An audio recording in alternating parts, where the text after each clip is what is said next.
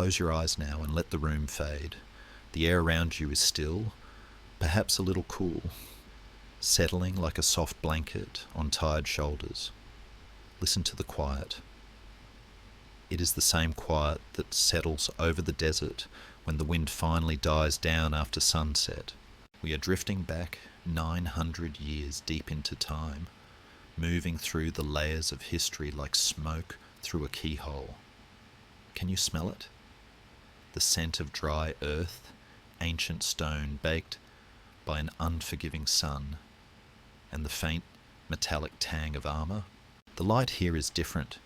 It's the sharp, clear light of the Levant, casting long purple shadows that stretch across the dusty roads leading to Jerusalem. Before you get comfortable, take a moment to like the video and subscribe, but only if you genuinely enjoy what I do here.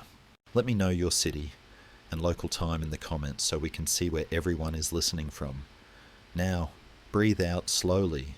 We are standing in the precarious aftermath of the First Crusade.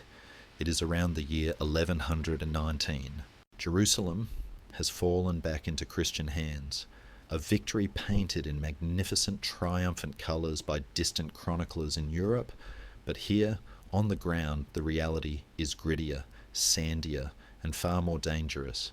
The city itself is a prize, shining and golden on its hills, but the roads leading to it are dark with terror. Imagine for a moment that you are a pilgrim in this era. You have walked across an entire continent, your shoes worn through, your heart burning with the singular desire to pray at the Holy Sepulchre. You have survived disease, hunger, and the mountain passes. But now, out here between the port of Jaffa and the Holy City, the hills hide bandits, displaced warriors, and desperate men. The journey's end is often marked not by a hymn, but by an ambush in a dry wadi. It is into this landscape of fear that 9 men step forward. They are not the shining, mysterious figures of later legends, dripping in esoteric knowledge and arrogance. Not yet. They are dusty, tired, and incredibly earnest. At their head is a nobleman from the Champagne region of France, Eustache de Payen. He is a man whose face we cannot clearly see through the mists of time, but we can feel his intent. He looks at the chaos of the pilgrim routes, where men and women travelling solely on faith are being slaughtered like sheep. He decides that prayer alone is insufficient. Sometimes faith needs a sword arm to lean on. These 9 men make a radical choice, an experiment that will change the world. They are knights, trained for war, yet they enter the Church of the Holy Sepulchre, the spiritual centre of their world, and take vows that sound more like a monk's than a warrior's. Poverty, chastity, obedience. It is a strange alchemy, mixing the blood of the battlefield with the silence of the cloister. They call themselves the poor fellow soldiers of Christ and of the Temple of Solomon. A very long name for a very small group. Historians still argue about the exact year of their founding. Some say 1118, others 1119, and some doubt there were exactly 9 of them for very long. But the image holds immense power, a tiny band of brothers standing against a violent world. King Baldwin II of Jerusalem, perhaps just relieved that someone else is willing to take on the thankless job of police work in the desert, grants them a headquarters. It is no ordinary barracks. He gives them space within the captured Al-Aqsa Mosque on the Temple Mount, the site believed by the Crusaders to be above the ruins of Solomon's Temple. Think of the weight of that symbolism. They sleep and pray on ground sacred to 3 faiths, the very axis of the spiritual world. In these early days, the legends say, they are genuinely poor. There is a famous seal depicting 2 knights riding on a single horse. While likely symbolic of their brotherhood and humility, it paints a charming picture of their early logistics. Perhaps they had to carpool to battles before they could afford enough mounts. Their days are not yet filled with banking and high politics. They are filled with the grit of the road. They ride the dusty tracks under the crushing sun, scanning the shimmering horizons for threats. They escort frightened families through rocky passes, their armour scorching to the touch. Their cloaks, not yet the famous white mantles, but probably just rough brownish wool, heavy with sweat. They live on charity, accepting whatever food or clothing the grateful pilgrims can spare. It is a humble existence, a quiet seed planted in very hard soil. They are barely noticed by the great chroniclers of the day. They are just a few men trying to do a good thing in a bad place. Yet, there is a purity to this moment, a clarity of purpose that will soon become complicated by success. They are the guardians of the gate, the shield over the vulnerable. In the cool evenings of Jerusalem, after the city gates are barred for the night, perhaps they sit together in the shadows of the Temple Mount, sharpening their swords by candlelight, smelling the incense drifting from the holy sites, completely unaware that they are forging an organisation that will one day rival kings and challenge popes. They are just doing their job, one dusty mile at a time. This is the calm before the gold pours in. This is the moment where myth and reality touch gently, before the legends of secret grails and hidden bloodlines obscure the simple truth of exhausted men sleeping in their armour, ready to wake at dawn and protect a stranger. The deep silence of the desert surrounds them, a vast cradle for an infant giant that has just opened its eyes. The wind shifts now, turning away from the arid heat of the Judean hills and carrying us north and west, across the sparkling Mediterranean and over the green, rolling forests of France.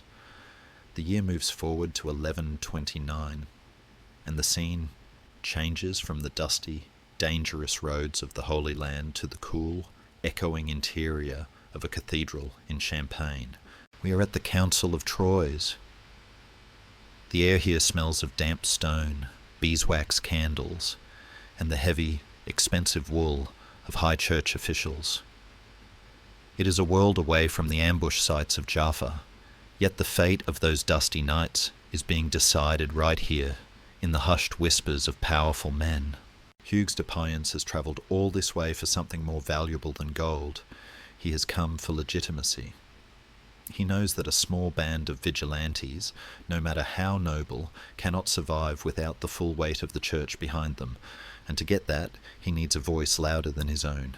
Enter Bernard of Clairvaux. If you could look into the shadows of the council chamber, you might miss him at first. He is a Cistercian monk, often described as frail, sickly, and pale, a man who ate little and slept less, yet his spirit burns with a terrifying intensity.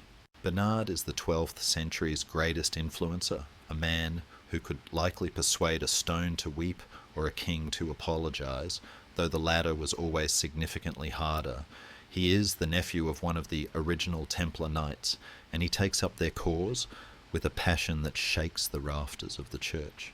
He sees in these warrior monks a vision of spiritual perfection, a way to channel the violent energy of the feudal knight, which usually resulted in burning villages and petty feuds, into a holy purpose. At Troy, Bernard and the gathered bishops draft the Latin rule, the constitution of the order. It is a document of immense detail, dictating everything from how much meat the brothers can eat, very little, to how long they must pray, very long, and even how they should sleep, always in their shirts and breeches with a light burning in the room, ready to spring up for battle or prayer at a moment's notice. It is here, amidst the scratching of quills on parchment, that the rough brotherhood is polished into a diamond of the church. But the most profound gift Bernard gives them is not a rule book, but an idea. He writes a treatise called In Praise of the New Knighthood, a piece of propaganda so powerful it echoes through the centuries. In it, he solves the supreme moral dilemma of the Christian soldier. How can a man serve the Prince of Peace with a sword in his hand? Bernard's answer is chillingly brilliant. He argues that when a Templar kills an enemy of the faith, it is not homicide, but malicide, the killing of evil itself. With this rhetorical key, He unlocks the conscience of the warrior. Suddenly, the knight is no longer a sinner begging for forgiveness. He is an agent of divine will. This is the moment the psychological armour is forged, stronger than any chainmail. As the council concludes, the order is granted its most famous symbol, though it is not yet the red cross on white that movies have taught us to expect. That comes later. For now, they are granted the white mantle, a simple cloak of unbleached wool. It represents purity and the rejection of the dark, rich colours worn by the secular nobility who fight for vanity. Imagine the scene as the first mantles are draped over the shoulders of Hughes and his companions. The heavy wool settles with a soft rustle. It is a transformation. The dusty road wardens are gone. The Knights Templar have truly arrived. The news spreads out from Troy like ripples in a pond. The endorsement of the Church, combined with the personal seal of approval from Saint Bernard, triggers a sensation across Europe. It becomes the fashionable charity for the guilt-ridden aristocracy. If you are a noble who has sinned, perhaps you burned a church in a fit of rage or stole your neighbour's cow, you can now buy spiritual insurance by donating a farm to the Templars. And they do. Younger sons who have no inheritance and no desire to join a quiet monastery flock to the white banner. They see a chance for glory that is also salvation, a way to be a hero and a saint simultaneously. It is a heady mix. Historians still debate how much of the specific rule was actually dictated by the knight's practical experience versus how much was imposed by the idealized visions of the monks, but the result is a perfect hybrid. The order begins to grow, not just in men, but in structure. They are no longer just a few friends camping in a mosque. They are becoming an institution. As the candles burn low in the cathedral of Troy, signalling the end of the council, a new power has been birthed in the heart of Christendom. The silence of the cathedral feels heavy, pregnant with the future. The knights stand taller in their new white robes, the candlelight catching the intent in their eyes. They are ready to return to the east, but they are no longer beggars. They are the arm of the church, the white-clad storm that will break upon the shores of the Holy Land. The quiet scratching of the scribe's pen has ceased, replaced by the distant phantom sound of 1,000 horses gathering for war. The silence of the cathedral fades, replaced now by a sound that is distinct, rhythmic, and universally recognized. The heavy, satisfying clink of silver and gold settling into a strongbox. We are entering the quiet, secure heart of the Templar machine. It is a strange paradox we find here, perhaps the greatest irony of the medieval age. Remember those 9 knights, covered in dust, swearing vows of absolute poverty? They meant it. Individually, a Templar owned nothing. He could not possess a personal purse. His clothes, his sword, even his bedding belonged to the order. If a knight was found with hidden money after his death, he was buried in unconsecrated ground, an outcast. And yet while the individual was poor, the order itself was becoming obscenely, breathtakingly rich. It started as a trickle of gratitude, a grateful baron donating a few acres of vineyard in Provence, a widow leaving a watermill in England to ensure prayers for her soul. But after the Council of Troyes, the trickle turned into a flood. To give to the temple was to give to God, but with the added bonus of supporting the coolest, most elite military unit in Christendom. It was the ultimate medieval status symbol. Soon, the order owned thousands of manors, farms, castles, and entire villages across Europe. They were exempt from tithes, meaning they paid no taxes to the local church, yet they could collect tithes on their own lands. It was a financial loophole of divine proportions. But the Templars did not just sit on this dragon's hoard of wealth. They put it to work with a frighteningly modern efficiency. They invented, or at least perfected, the concept of international banking. Imagine again that you are our pilgrim. You live in London and you want to travel to Jerusalem. In the 12th century, carrying a bag of gold coins across France and Italy is essentially a suicide mission. Robbers know the routes. They watch the ships. You are a walking target. But now, you have a new option. You walk into the London Temple, a round church echoing the shape of the Holy Sepulchre, and you hand your gold to a stern, bearded knight. He counts it, weighs it, and writes out a slip of parchment. It is a letter of credit, encoded with a cipher known only to the order. You hide this scrap of parchment in your shoe and walk out, penniless and safe. Months later, you arrive in Jerusalem, tired and dusty. You go to the temple headquarters, hand over your crumpled piece of parchment, and voila, the local treasurer hands you your gold, minus a small transaction fee. You have just used the medieval equivalent of an ATM. It seems simple to us, but in the 1100s, this was a miracle. It transformed the economy of the Crusades. Suddenly, capital could move across borders without physically moving at all. The Templars became the safest place to store money in the world. In the Chiati. After all, who would be foolish enough to rob a bank where all the tellers are heavily armoured religious fanatics trained to kill? It was the perfect security system. Kings began to notice. If you were a monarch going to war, and they almost always were, you needed cash, and you needed it fast. The Templars had liquid assets. They became the creditors to the crowns of Europe. The French treasury was, at various times, literally stored inside the Paris Temple. The knights became the accountants of the age, managing royal payrolls, collecting taxes, and overseeing estates. There is a gentle humour in visualising these fierce warriors trained to charge into Saracen spear walls, sitting quietly at wooden desks, frowning over ledgers, and worrying about depreciation rates of wool exports. They were warrior monks, yes, but they were also the world's first multinational corporation. This duality creates a fascinating atmosphere in the commanderies of Europe. Picture a Templar preceptory in the French countryside. It is twilight. The barns are full of grain, the sheep are safely penned, and the tenants are paying their rents. Inside the stone keep, the air is thick with the smell of beeswax and ink. A brother is carefully tallying the accounts, the scratch of his quill, the only sound in the room. He is surrounded by wealth, chests of coin, deeds to vast estates. Yet he wears a rough habit and will eat a simple meal of pottage and bread. He touches the gold, but his heart is supposed to remain detached, floating somewhere above the material world. It is a difficult balance to maintain.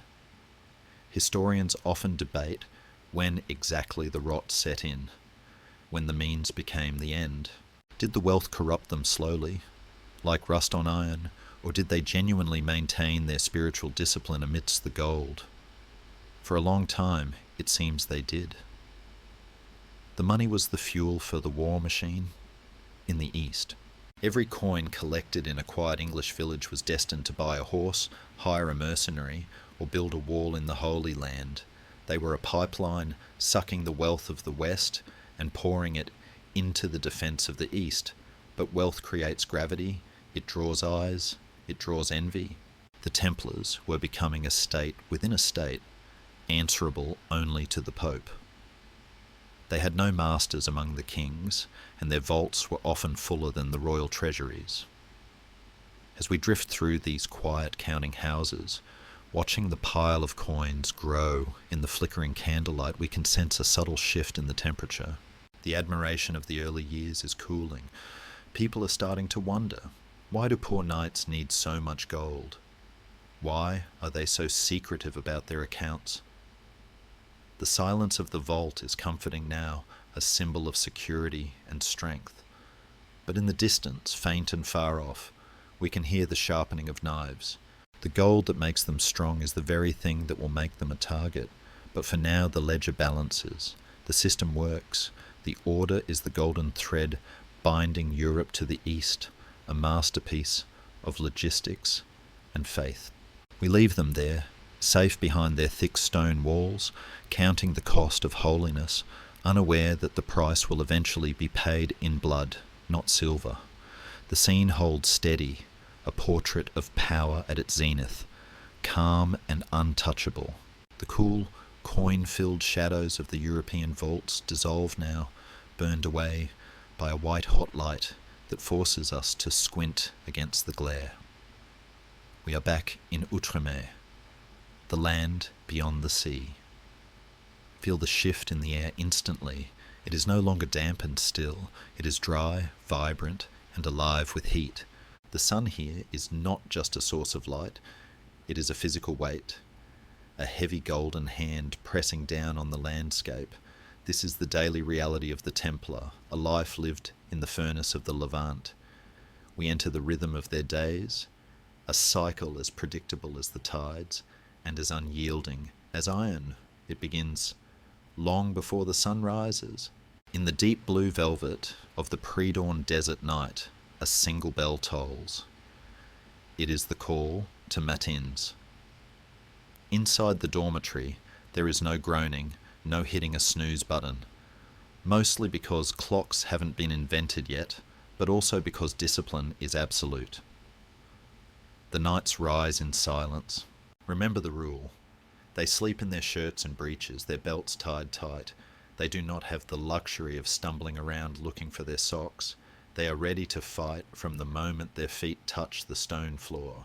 This is the militarization of sleep. They move like ghosts into the chapel, the only light coming from the flickering oil lamps that cast dancing shadows against the austere stone walls.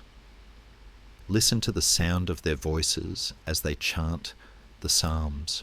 These are not the high, angelic trebles of choir boys. These are the voices of soldiers, gravelly, deep, roughened by desert dust and shouting orders over the din of battle. There is a profound beauty in this contrast. Hands that know how to break bones are now clasped in gentle reverence, reciting ancient poetry about sheep and shepherds. They pray for peace, knowing fully well they will likely spend the afternoon making war. As the prayers finish, the sun breaches the horizon, painting the limestone hills in shades of apricot and violet. The day's heat begins to build. Now, the monastery dissolves into the barracks. The silence is broken by the stomping of hooves. We move to the stables, the true heart of the Templar commandery. A Templar without his horse is just a slow man in heavy metal, so the care of the animals is sacred. The smell here is earthy and rich: hay, manure, leather oil, and horse sweat. Each knight has 3 or 4 horses, a luxury that screams wealth in the medieval world, equivalent to owning a garage full of Ferraris. But these beasts are not for show. The destrier, the great warhorse, is a massive creature, trained to bite and kick on command. The bond between the knight and his mount is intimate. The rule strictly forbids a knight from beating his horse, a progressive stance on animal welfare that was centuries ahead of its time. Watch them now in the paddock. The training is relentless. They practice the charge, knee to knee, a wall of steel and muscle moving as one unit. This is the secret weapon of the Templar order: discipline. In secular armies, knights were often glory hounds, each wanting to be the first to strike, leading to chaotic, disorganized charges. The Templars, however, are a machine. They are forbidden to charge without orders. They are forbidden to break formation.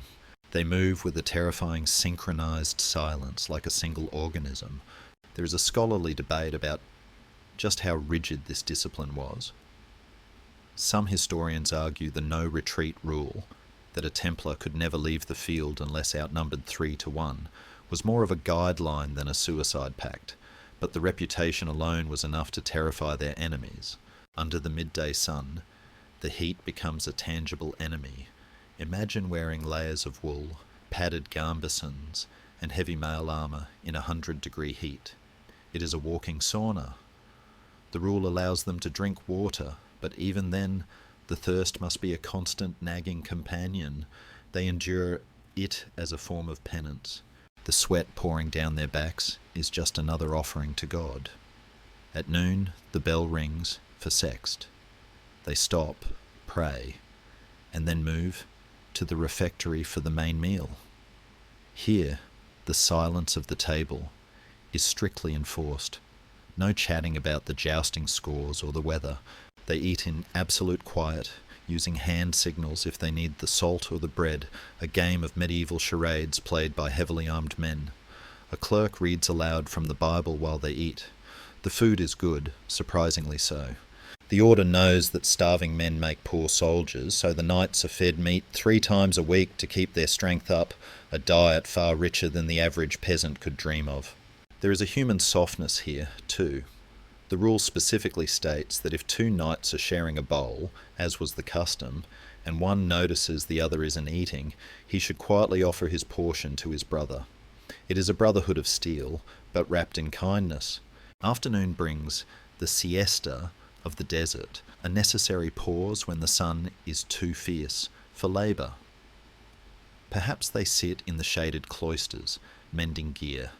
The sensory details here are sharp, the rasp of a whetstone on a sword edge, the smell of hot dust, the buzzing of flies which, unfortunately, the Pope's blessing could not banish. They are forbidden from hunting with hawks or dogs, too frivolous, but they are allowed to hunt lions. Yes, lions. In the 12th century, the Syrian lions still roamed these hills, and the Templars were permitted to hunt them because, well, if you're practicing to fight the devil, a lion is a good warm-up. As evening falls and the temperature drops, the great silence descends after the service of Compline. They return to their beds. The day has been a cycle of prayer and swordplay, humility and pride. They lie in the dark, the lamp burning low, listening to the wind howl around the fortress walls. They are the guardians of the frontier, poised on the knife edge of the world. There is a deep, resonant peace in this routine. It is a life stripped of decision fatigue.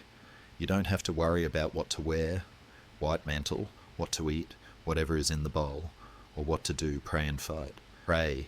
In a chaotic world, the order offers the ultimate luxury, certainty. They know exactly who they are and exactly where they are going.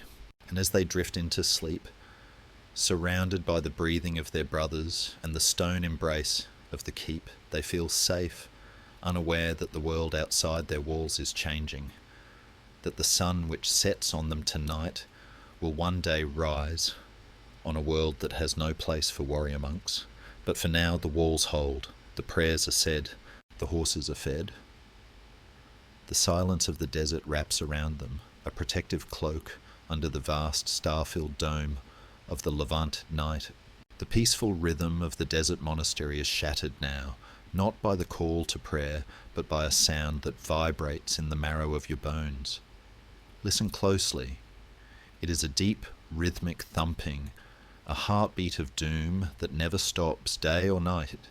It is the sound of 300 massive Mamluk war drums beating in unison outside the walls of Acre. We have moved forward in time to the spring of 1291, and the world has grown darker, heavier, and far more desperate. The golden age of the Crusader states is over. We are witnessing the dying breath of a 200-year-old dream. Acre is the last great stronghold, a glittering cosmopolitan city on the coast where the wealth of the east meets the ships of the west. It is a city of towers, palaces, and frantic energy, but now it is a city in a cage. Outside the walls, the horizon is erased by a sea of white tents. The Mamluk Sultan al-Ashraf Khalil has brought an army that defies imagination. Some chronicles say over 100,000 men, though modern historians suggest a smaller but still overwhelming force of perhaps 60,000 professionals. But it is not just the men that terrify the defenders, it is the machines. The Mamluks have brought siege engines of nightmare proportions, towering trebuchets with names like the Furious and the Victorious, capable of hurling boulders the size of small cars. The air is thick with the dust of pulverized limestone and the acrid smell of Greek fire. Inside the city, the atmosphere is a strange cocktail of panic and fatalism. The Templars are here in force, led by their Grand Master, Guillaume de Beaujeu. He is a seasoned, pragmatic soldier who knows, deep down, that this is likely the end. Yet he organises the defence with a calm, cold precision. The Templars hold the northern section of the walls, traditionally the most vulnerable spot. For weeks, they stand on the battlements, white mantles stained grey with dust, watching the stone crumbling beneath their feet. The bombardment is relentless. It is said that the Mamluk arrows fall so thick they block out the sun, a cliché of medieval riding that likely felt terrifyingly real to the men crouching behind their shields. There is a specific sensory horror to a siege, the claustrophobia, the dwindling water, the noise that prohibits sleep. It is a slow-motion strangulation. On May 18th, the final assault begins. The drums reach a fever pitch, a wall of sound that drowns out commands. The Mamluks surge forward, filling the moat with fascines, bundles of wood and earth, and even the bodies of their own fallen, to create a bridge for the living. They target the accursed tower, the linchpin of the defence. The fighting here is hand-to-hand, intimate and desperate. The Templars and Hospitallers fight side by side, the old rivalries forgotten in the face of annihilation. But the numbers are simply too great. The Mamluks flow over the walls like rising water.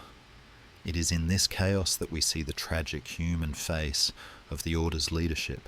Guillaume de Beaujeu is fighting on the front lines when a spear finds the gap in his armour, piercing his chest. He staggers back. As his men try to carry him away, other knights, seeing their leader retreat, cry out in panic, "The Master is leaving! The Master is leaving!" Beaujeu, in his final moments, lifts his hand and gasps out a line that has echoed through history, "Je ne m'enfuis pas, je suis mort." I am not fleeing, I am dead. It is a moment of profound, tragic dignity. With his death, the heart goes out of the defence. The outer walls are lost. The city becomes a slaughterhouse. But the story of the Templars does not end at the city gates.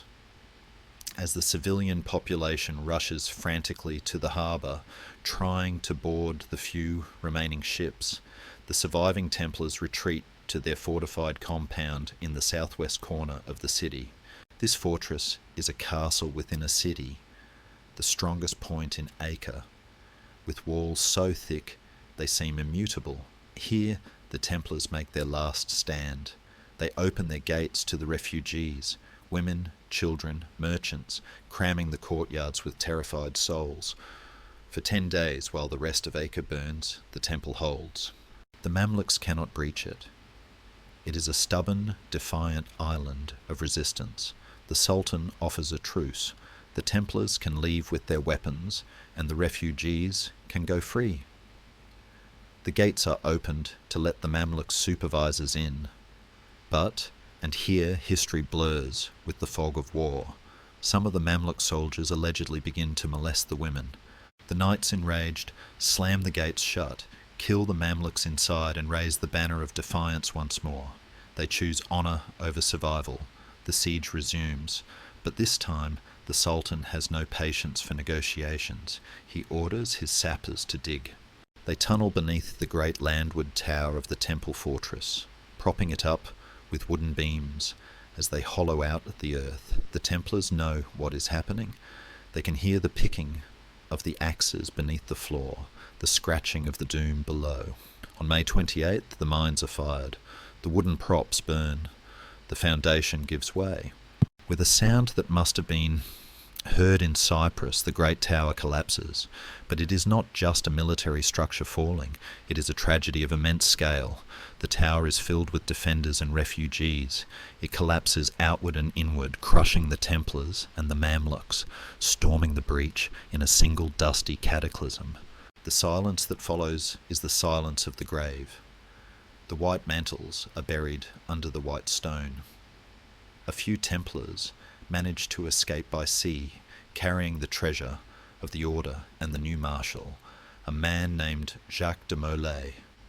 But the Grand Master is dead, the headquarters is a ruin, and the Holy Land is lost.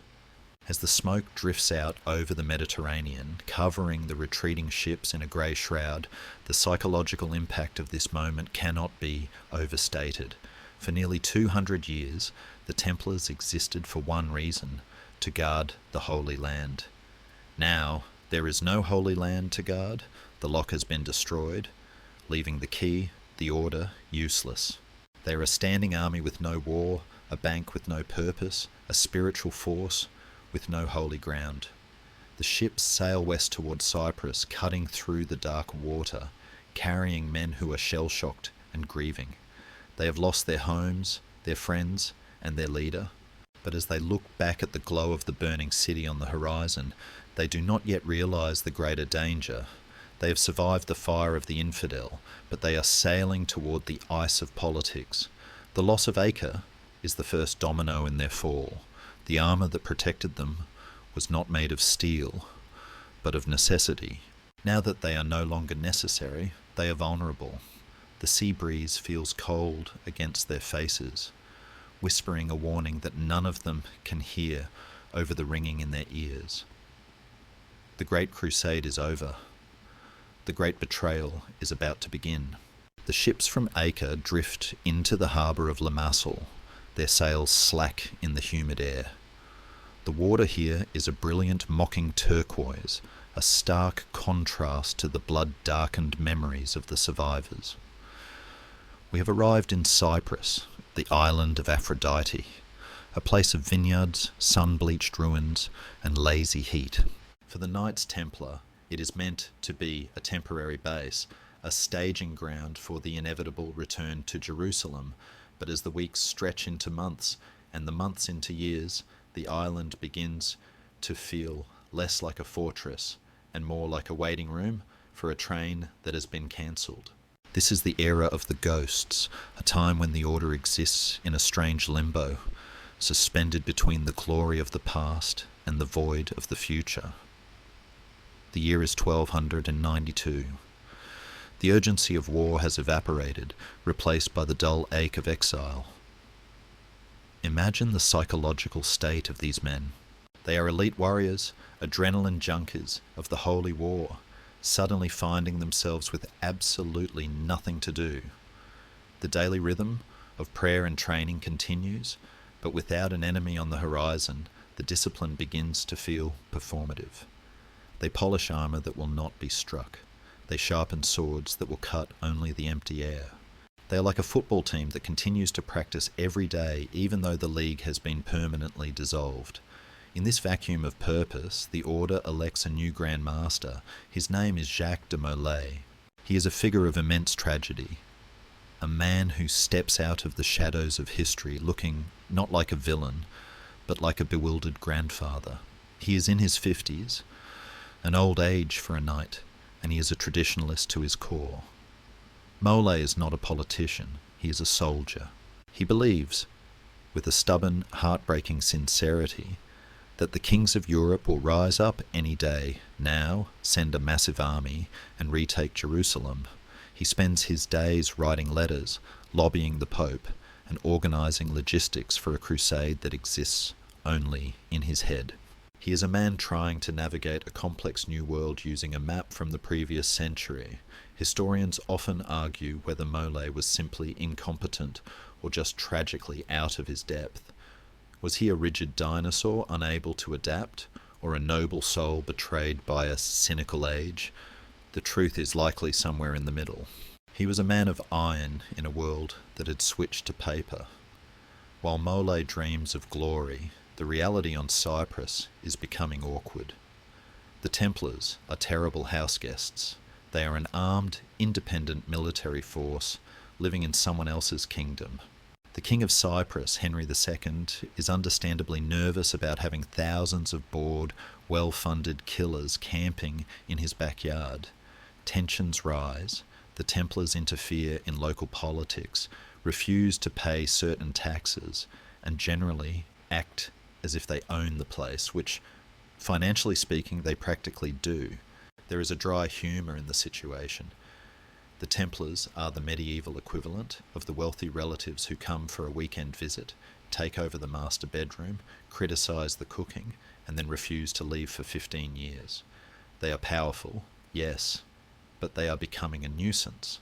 In a desperate attempt to prove they are still relevant, the Templars launch one final, tragic military operation.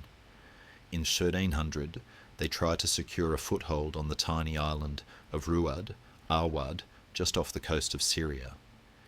It is a speck of rock, barely enough to hold a garrison, but Malay sees it as the bridgehead for the reconquest of the Holy Land. He pours men and resources into this venture. For 2 years, the Templars hold this rock, staring at the mainland, waiting for the Mongol allies who promised to help them, but never showed up, a classic case of being stood up on a geopolitical date. Finally, the Mamluks realise the Templars are there. They lay siege to the island. The Templars fight bravely, but they are starved out. In 1302, the garrison surrenders. Many are executed.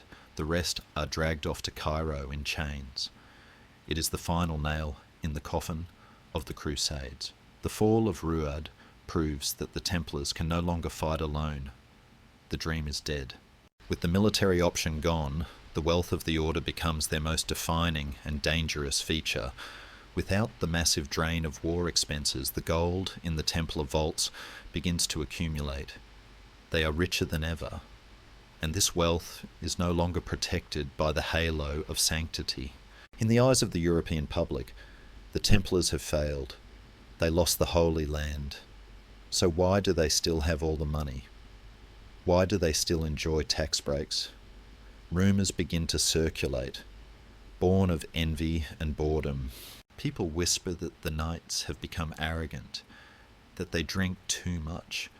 The phrase, to drink like a Templar, becomes a popular idiom in medieval taverns, which is never a good sign for a religious order. It is in this atmosphere of stagnation and suspicion that the summons arrives. In 1306, Pope Clement VI writes to Jacques de Molay. The letter is polite, almost casual. The Pope wants to discuss two things: the possibility of a new crusade, music to Molay's ears, and the proposal to merge the Knights Templar with the Knights Hospitaller. The merger is a sensible idea. It would create a unified super order, reduce administrative redundancy, and stop the bickering. But Molay hates it. He writes a long, grumpy memorandum explaining why the Templars are better off alone, essentially arguing that competition makes them fight harder, a very corporate defence for a holy order. But the Pope insists. He asks Molay to come to France to discuss these matters face to face. Molay, dutiful and obedient, prepares to leave Cyprus. He packs his trunks, and when a Grand Master packs, it is not a light affair. He brings with him a small army of 60 knights and a baggage train of horses carrying a significant portion of the order's treasury, gold, silver, and precious gems. He believes he is going to a board meeting. He believes he is going to argue for the autonomy of his order and plan the next war. He has no idea that he is sailing directly into the mouth of the wolf. As the ships leave Limassol, watching the beige coastline of Cyprus fade into the distance, there is a sense of finality. This is the last time the Templar leadership will ever sail the Mediterranean. The sea is calm, the wind is fair, but the destination is not the safety of a French commandery. It is the centre of a spider's web. Molay stands on the deck, his white mantle flapping in the breeze, his eyes fixed on the western horizon. He feels the weight of his responsibility, the burden of the gold in the hold, and the fatigue of his years. He thinks he is the head of a powerful, untouchable institution. He does not see the shadow stretching out from Paris, a shadow cast by a king who is watching the arrival of that gold with hungry, unblinking eyes. The ghosts of Cyprus are leaving their island, but they are not returning to the land of the living. They are sailing toward a date in October that will burn their name into history forever. The sun sets over the wake of the ship, the water turning a deep, bruised purple. The trap is set. The pieces are moving. And the Iron King is waiting. We leave the salt spray of the Mediterranean now, travelling north until the air grows heavy, with the scent of wood smoke and the damp chill of the Seine. We find ourselves in Paris in the year 1306. But this is not the city of light and romance.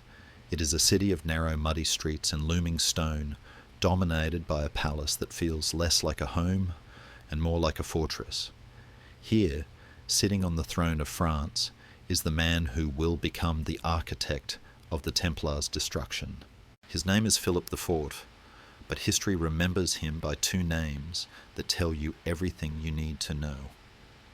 To his admirers, he was Philip the Fair because he was startlingly handsome, tall, blonde, with blue eyes that seemed to look right through you. But to his enemies, and he had many, he was the Iron King, or sometimes simply the statue. It was said that he rarely spoke, rarely blinked, and never laughed. While other medieval kings were boisterous, shouting orders and throwing goblets, Philip was a terrifying void of silence. He would sit in his council chamber, staring at his advisors like a magnificent marble idol, while they sweated and stammered. He is one of the most enigmatic figures in history, a man whose inner life remains a locked room. Was he a pious servant of God trying to purify his kingdom, or a cynical tyrant obsessed with power? The answer is likely both. But whatever was happening behind those icy blue eyes, one thing was painfully clear. His pockets were empty. Philip was a king with champagne tastes and a beer budget.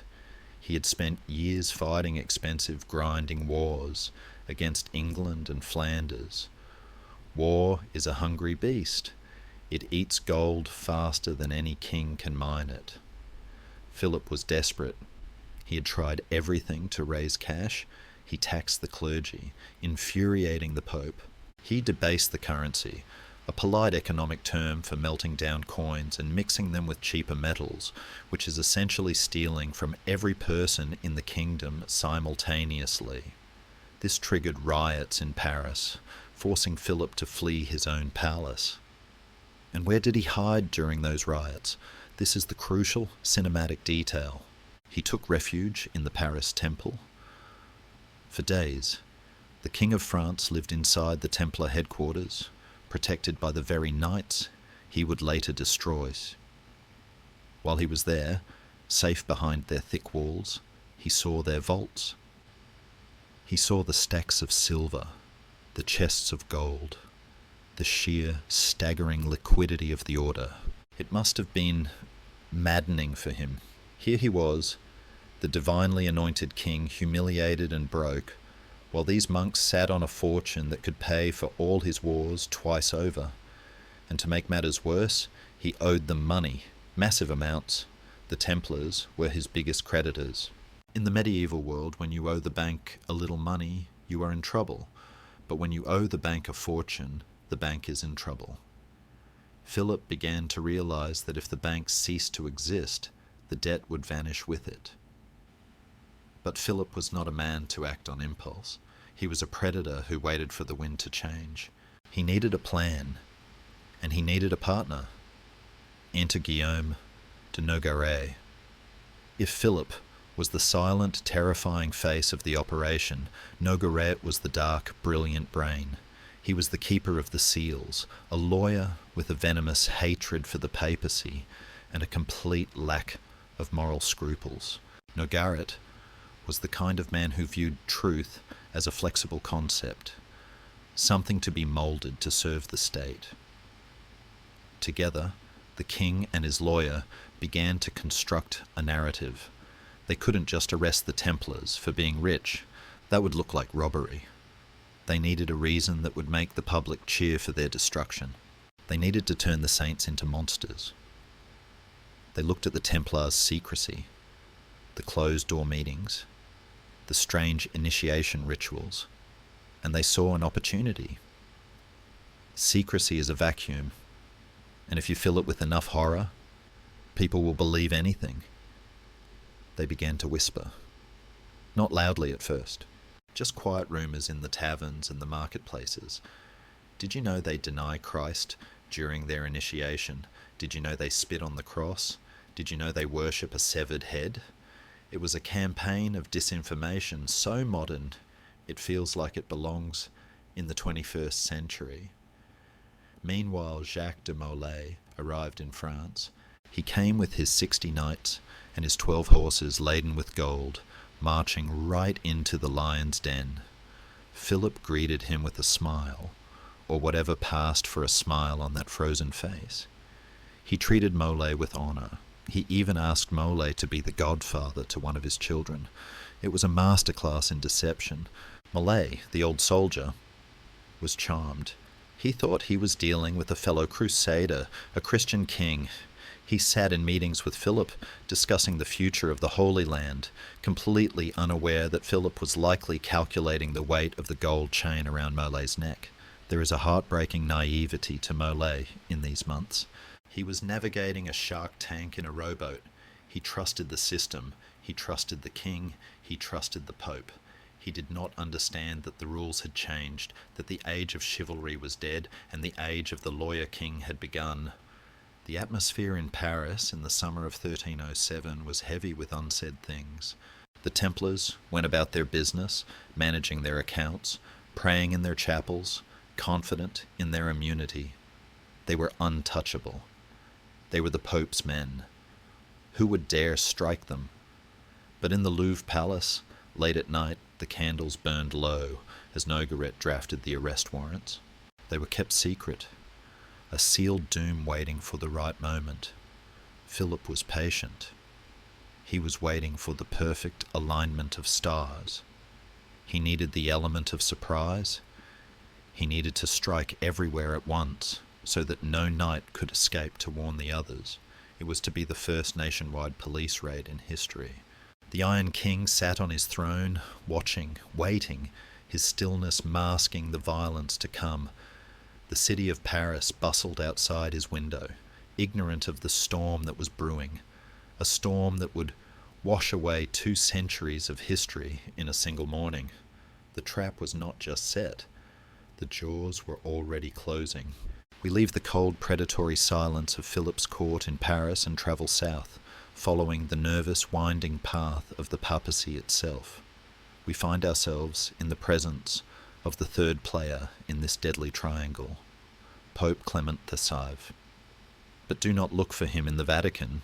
In 1307, the Pope is a man without a home, a wandering shepherd who has not yet settled in Avignon, but drifts through the castles and monasteries of France, a guest who never quite feels safe. His name is Bertrand de Gaulle. If Philip is ice and Molay is iron, Clement is clay, soft, malleable, and easily impressed by a stronger hand.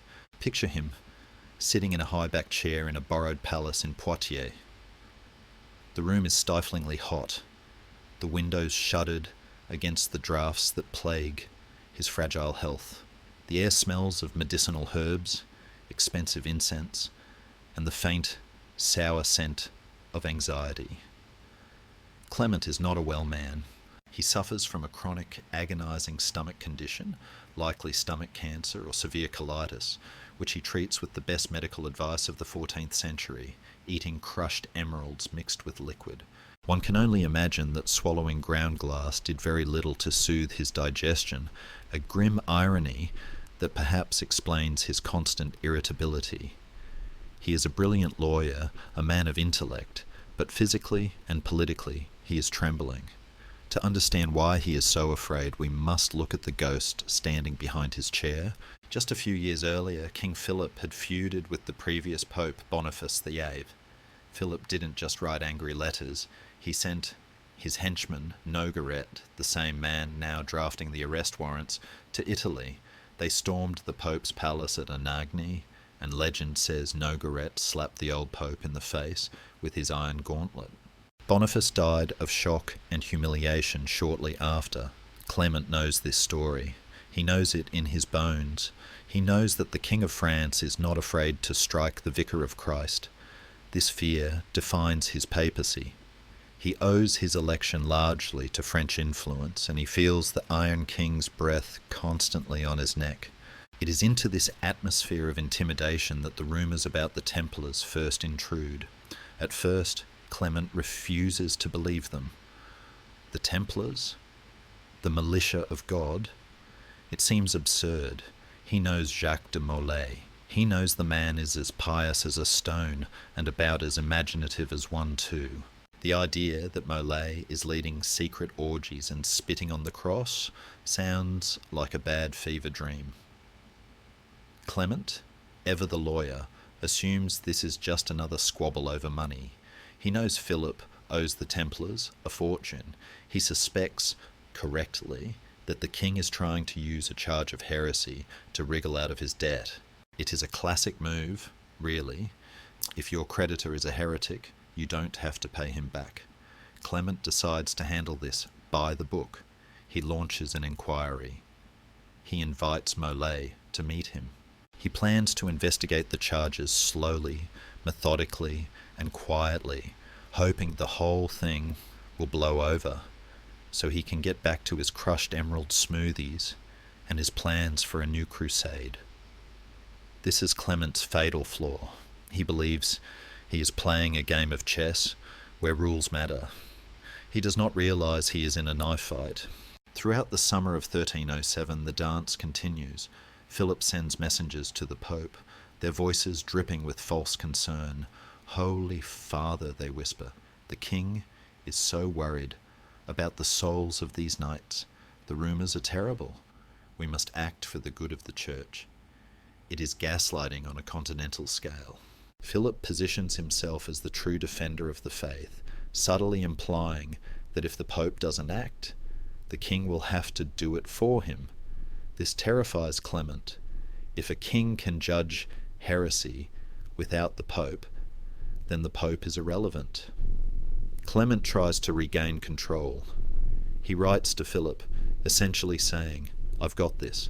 I will interview the Grand Master myself." He thinks he is buying time. He thinks he is shielding the order.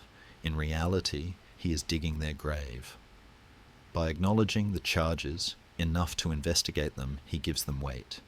He turns slander into a legal case.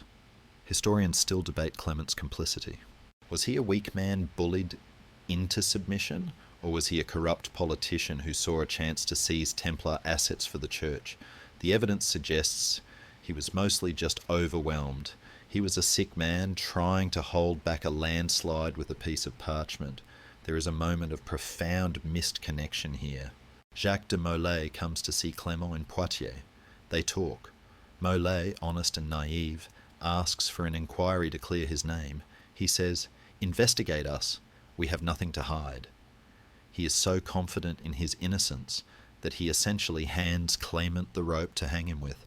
Clement, relieved that Molay is cooperating, agrees. He thinks this will satisfy the king. See? We are looking into it. Everyone calm down. But Philip is watching from Paris with cold amusement. He sees the Pope hesitating. He sees the Grand Master confused. And he sees his window of opportunity.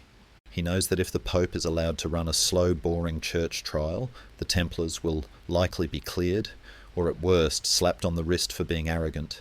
Philip needs a bonfire, not a hearing. He decides he cannot wait for the Pope. The tragedy of Clement de Favre is that he is the only man in the world with the power to stop what is coming, yet he is paralysed by his own caution.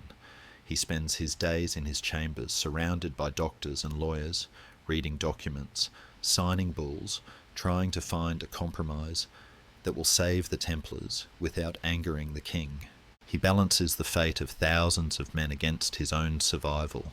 He is a tragic figure, really. A man who wanted to be a great administrator, but who was cursed to live in interesting times. The air in his chamber feels heavy, suffocating. He looks out the window at the lush French countryside, but he sees only the chessboard closing in. He does not know that the orders have already left Paris. He does not know that while he deliberates on canon law, the king's soldiers are sharpening their swords. He believes he is the judge. He is actually just the spectator. The last days of summer fade. The leaves begin to turn gold and red, falling like dying sparks. Clement retires to his bed, his stomach burning, his mind troubled by vague premonitions. He has failed to protect his flock, not out of malice, but out of hesitation. And in the Game of Thrones, hesitation is a death sentence. The Pope sleeps, fitfully, while the king wakes. The scene fades on the image of the pontiff's hand resting on a sealed letter. A letter that will arrive too late, a gesture that is too weak, a prayer that will go unanswered. The storm is no longer on the horizon, it is at the door. The air in Paris changes now. It is no longer the clean, crisp breeze of the Seine. It feels thick, stagnant, and heavy with something invisible, yet suffocating. We have entered the season of whispers. Before the soldiers can march, the mind must be prepared. We are witnessing the birth of one of the most sophisticated propaganda campaigns in human history. Guillaume de Nogaret, the king's shadow, knows that he cannot simply arrest the heroes of Christendom without a reason that chills the blood. He needs to turn the Knights Templar into something other, something monstrous. And so he begins to plant the seeds of heresy. It starts not with a shout, but with a murmur. Picture a crowded tavern on the left bank. The room is dim, smelling of sour wine, unwashed bodies, and roasting garlic. Two men sit close together in the corner. One is a merchant, worried about his debts. The other is a stranger, a man with no name, who seems to know a great deal about what happens behind the closed doors of the temple. They are not what they seem, the stranger whispers, leaning in over his cup. You see their white mantles, but you do not see their black souls. The merchant listens, eyes wide. The stranger tells a story of initiation rituals gone wrong. He speaks of young knights being forced to deny Christ, to spit on the cross, to kiss their superiors in places that no Christian man should kiss another. He speaks of a secret idol, a severed head, with glowing eyes that the Templars worship in the dark. These stories are designed to be sticky. They travel from the tavern to the market, from the market to the wash house, from the wash house to the pillow. By the time the story reaches the third person, the stranger has become my cousin's friend who worked in the temple kitchen, and the rumour has become fact. The specific genius of Nogaret's campaign is that he takes the Templars' greatest strength, their secrecy, and weaponizes it against them. The Templars held their chapter meetings in secret at night with guards posted on the roof to ensure no eavesdroppers. For 2 centuries, this was seen as military security. Now, suddenly, it is proof of guilt. Why do they hide? The people ask. If they are doing God's work, why do they need the cover of darkness? The vacuum of information is filled with the nightmares of the medieval imagination. Enter a man named Escure de Floyrand. If Nogaret is the director of this play, Floyrand is the star witness. He is a shady character, a man with a murky past. Some say he was a renegade Templar expelled for bad behaviour. Others say he was a criminal looking for a pardon. He claims to have shared a cell with a Templar who confessed everything to him. Floyrand originally tried to sell this story to the King of Aragon, who, being a sensible man, essentially told him to get lost. But in Philip the Fair, Floyran finds a buyer. He brings the specific lurid details that the king needs. He talks about the head. Sometimes it is described as the head of a cat, sometimes a bearded man, sometimes a skull. Later, occultists would call it Baphomet, though that name appears rarely in the original documents. To the medieval mind, this is the ultimate button pusher. Idol worship. It connects the Templars to the ancient pagans, to the Saracens they were supposed to be fighting, to the very devil himself. Historians have spent centuries analysing these charges. The consensus is that they are almost certainly fabricated, largely because they are so standardised. They are the boilerplate accusations of the Middle Ages. If you wanted to destroy a group in the 1300s, whether it was the Cathars, the Jews, or a rival political faction, you use the exact same list: heresy, sodomy, idol worship. It was the Cottrell Pluffis Fofo of medieval legal destruction. Yet there is a fascinating, lingering debate among some scholars.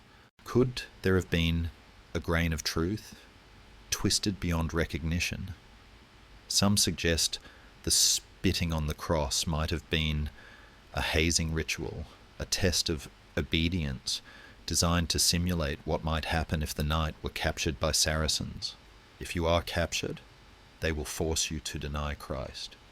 Do it now to show you can obey an order but keep Christ in your heart. It is a plausible theory, suggesting that a clumsy training exercise was warped by malice into a crime against God. But in the autumn of 1397, nuance is dead. The public believes the worst. The atmosphere in France becomes paranoid. The Templars, sensing the shift in the wind, become uneasy. Jacques de Molay, still in Paris, hears the rumours. He is baffled. To him, it is insane. He has spent his life fighting for the cross. Why would he spit on it? He assumes these are the lies of jealous men. He trusts in his record. He trusts in the Pope's protection. He does not realise that the public opinion is being carefully managed by the king's agents. It is a psychological siege. The walls of the temple are high, but they cannot keep out the whispers. The guardians of the Holy Land are being rebranded as the enemies of the faith. There is a dark irony here. The Templars were founded to protect pilgrims on the road. Now, they are the ones who are lost, wandering in a landscape where the road signs have been switched. The king waits. He lets the rumours ferment. He lets the people get angry. He needs the population to be complicit. When the hammer falls, he wants the citizens of France to nod and say, "Yes, we knew it. We knew something was wrong." The ground is prepared. The poison has been swallowed. The soldiers of Christ are about to become the knights of the devil in the eyes of the world. The sun sets on Paris, painting the Seine in blood-red hues. The gargoyles on Notre Dame look down, stone witnesses to the lies spreading in the streets below. The stage is set for the most dramatic dawn in medieval history. The whispers are about to stop, and the screaming is about to begin. The whispers of Paris fade into the stillness of the night. It is the evening of Thursday, October 12th, 1307. The city sleeps under a blanket of cold autumn mist, the kind that clings to the cobblestones and muffles the sound of footsteps. Inside the temple fortress in Paris, the great keep is dark. Jacques de Molay and his knights are asleep, resting in the security of their sovereign status. They have said their prayers, they have banked the fires. They believe that tomorrow will be just another Friday, a day of fasting, perhaps a day of administrative meetings. They are enveloped in the profound, dangerous comfort of the innocent, but outside the walls, the darkness is alive. For weeks, royal messengers have been riding hard across the length and breadth of France. They carry sealed scrolls, the infamous lettres de cachet, addressed to every seneschal, bailiff, and provost in the kingdoms. The instructions on the outside of the parchment are identical. Do not open until the dawn of Friday, the 13th of October. It is a feat of logistical genius that rivals the D-Day landings. In an age without telephones, telegraphs, or synchronized watches, King Philip and Guillaume de Nogaret have orchestrated a simultaneous strike across an entire nation. Hundreds of local officials are holding these letters tonight, turning them over in their hands by candlelight, wondering what secret command lies within the wax seal. As the church bells toll for matins, the seals are broken. The eyes of the officials widen as they read the impossible order: arrest the Templars, seize their goods, occupy their commanderies. The dawn of Friday the 13th breaks grey and sullen. It is a date that will stain history forever. In popular culture, this day is often cited as the origin of the superstition that Friday the 13th is unlucky. While folklorists and historians debate whether the superstition actually predates the event or was retroactively applied, there is no debate about the luck of the Templars on this specific morning. It is the unluckiest day in the history of knighthood. In Paris, the operation is led by Nogaret himself. He does not bring an army to storm the walls, he brings the king's archers and the provost of Paris. They move through the pre-dawn gloom, their breath steaming in the chill air. They approach the gates of the temple. There is no siege, no battering ram. They simply knock. The porter, likely confused by the presence of royal troops at such an ungodly hour, opens the gate. The king's men pour into the courtyard like a dark tide. Imagine the scene in the dormitory. The knights are waking up, not to the sound of the prayer bell, but to the harsh shouts of royal soldiers. In the name of the king! The confusion must have been absolute. These are men who have faced death in the deserts of the East. They know how to fight Mamluks and Turks. They do not know how to fight a writ of arrest from a Christian king. They are trained to obey authority, and here is the highest authority in the land, armed and aggressive. They scramble for their weapons, but it is too late. They are outnumbered, surrounded, and disarmed before the sun has fully cleared the horizon. Jacques de Molay is dragged from his bed. We can picture the indignation, the sputtering shock of the old man. He demands to see the king. He demands to see the Pope.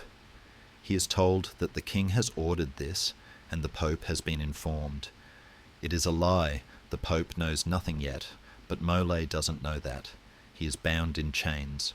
The master of the temple, the godfather to the king's son, is treated like a common thief. Simultaneously, this scene is playing out in hundreds of locations across France, in the vineyards of Burgundy, in the ports of Normandy, in the sun-baked commanderies of Provence. The same script is enacted. Royal officers bang on doors. Sleepy knights are pulled from their beds. Confused servants are herded into courtyards. It is a masterstroke of state terror. By striking everywhere at once, Philip ensures that no warning can be sent. No rider can escape from Paris to warn the knights in Lyon. No ship can sail from La Rochelle to warn the fleet. The net is cast, and it catches everyone. The inventory process begins immediately. This reveals the true motive of the raid. As soon as the knights are shackled, the king's accountants step forward. They are the vultures following the lions. They open the vaults. They crack the seals on the chests. They begin to tally the gold, the silver, the deeds to the land, the holy relics. Every spoon, every candlestick, every horse is recorded. The wealth of the temple, accumulated over 2 centuries of blood and piety, is effectively nationalised in a single morning. Philip's debt is cancelled. His treasury is refilled. It is the greatest bank heist in history, executed under the banner of the law. The knights are marched through the streets. The citizens of Paris come out to watch. Remember the rumours? Now they see the proof. Look, they whisper, the king has arrested them. The stories must be true. The sight of these proud warriors in chains, heads bowed, stripped of their white mantles, is a visual confirmation of their guilt. The psychological shock is immense. If the Templars can fall, what is safe? The world has tilted on its axis. The pillars of Christendom are crumbling. But amidst the efficiency of the raid, there is a mystery. A small fleet of Templar ships was anchored at La Rochelle on the Atlantic coast. When the king's men arrive at the port, the ships are gone. History is silent on where they went. Did they sail to Scotland, to Portugal, to the Americas, as some wild legends suggest? We do not know. They simply vanished into the fog of history, taking with them, perhaps, some portion of the treasure or the archives. It is the one loose thread in Philip's perfect tapestry, a question mark that has fueled conspiracy theories for 700 years. Back in Paris, the prisons are filling up. The Temple Tower, once their headquarters, is now their dungeon. The knights are separated. The rule of strength in numbers is broken. Isolated, confused, and terrified, they are left in the dark to contemplate their fate. The camaraderie of the mess hall is replaced by the dripping silence of the cell. The soldiers of God are now the prisoners of the state.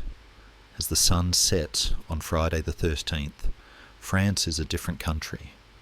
The Order of the Temple has effectively ceased to exist as a functioning body. Its lands are seized, its leaders are captured, and its reputation is in ruins. King Philip sits in the Louvre reading the reports from his agents. The operation is a total success. He has won. But the silence of the night is deceptive. He has captured the bodies of the knights, but he has not yet captured their story. To justify this crime, he needs them to speak. He needs them to confess. And for that, he will turn to the darkest tools in the medieval arsenal. The raid was the surgical strike. Now comes the butchery. The cold stone of the prison walls absorbs the shock of the day, holding the knights in a grip tighter than any armour. The waiting begins, and in the dark, the fear grows, cold and heavy as a stone in the belly. The heavy oak doors slam shut, and the iron bolts slide home, with a sound that echoes like a gunshot in a canyon. The noise and chaos of the arrests are gone, replaced by a silence so profound it feels heavy, pressing against the eardrums. We are now in the underworld of the medieval justice system. The location varies. Sometimes the damp, rat-infested cellars of the Louvre, sometimes the familiar dungeons of the temple itself, where knights are now prisoners in their own home. But the atmosphere is universally suffocating. It is cold here, a bone-deep chill that no wool mantle can keep out. The air smells of wet straw, unwashed bodies, and the metallic tang of old blood. For the Knights Templar, men used to the open deserts and the wide sky. This confinement is a special kind of torture before a hand is even laid upon them. Enter the Inquisitors, specifically the Dominicans. In the medieval world, they were sometimes called Dominicans, the hounds of the Lord. They are the technicians of the soul. They do not come with swords, they come with parchment, quills, and a list of questions that have already been decided. The man in charge of this grim interrogation in Paris is William of Paris, the Grand Inquisitor of France, who also happens to be King Philip's personal confessor. The conflict of interest is so glaring, it would be comical if the stakes were not life and death. The king wants a verdict, his confessor is the judge. The outcome is mathematically certain, the process begins slowly. It is a psychological dismantling. The knights are kept in isolation. They are told that their brothers have already confessed. Why do you hold out? The inquisitors ask softly. Your Grand Master has already told us the truth. Are you holier than he?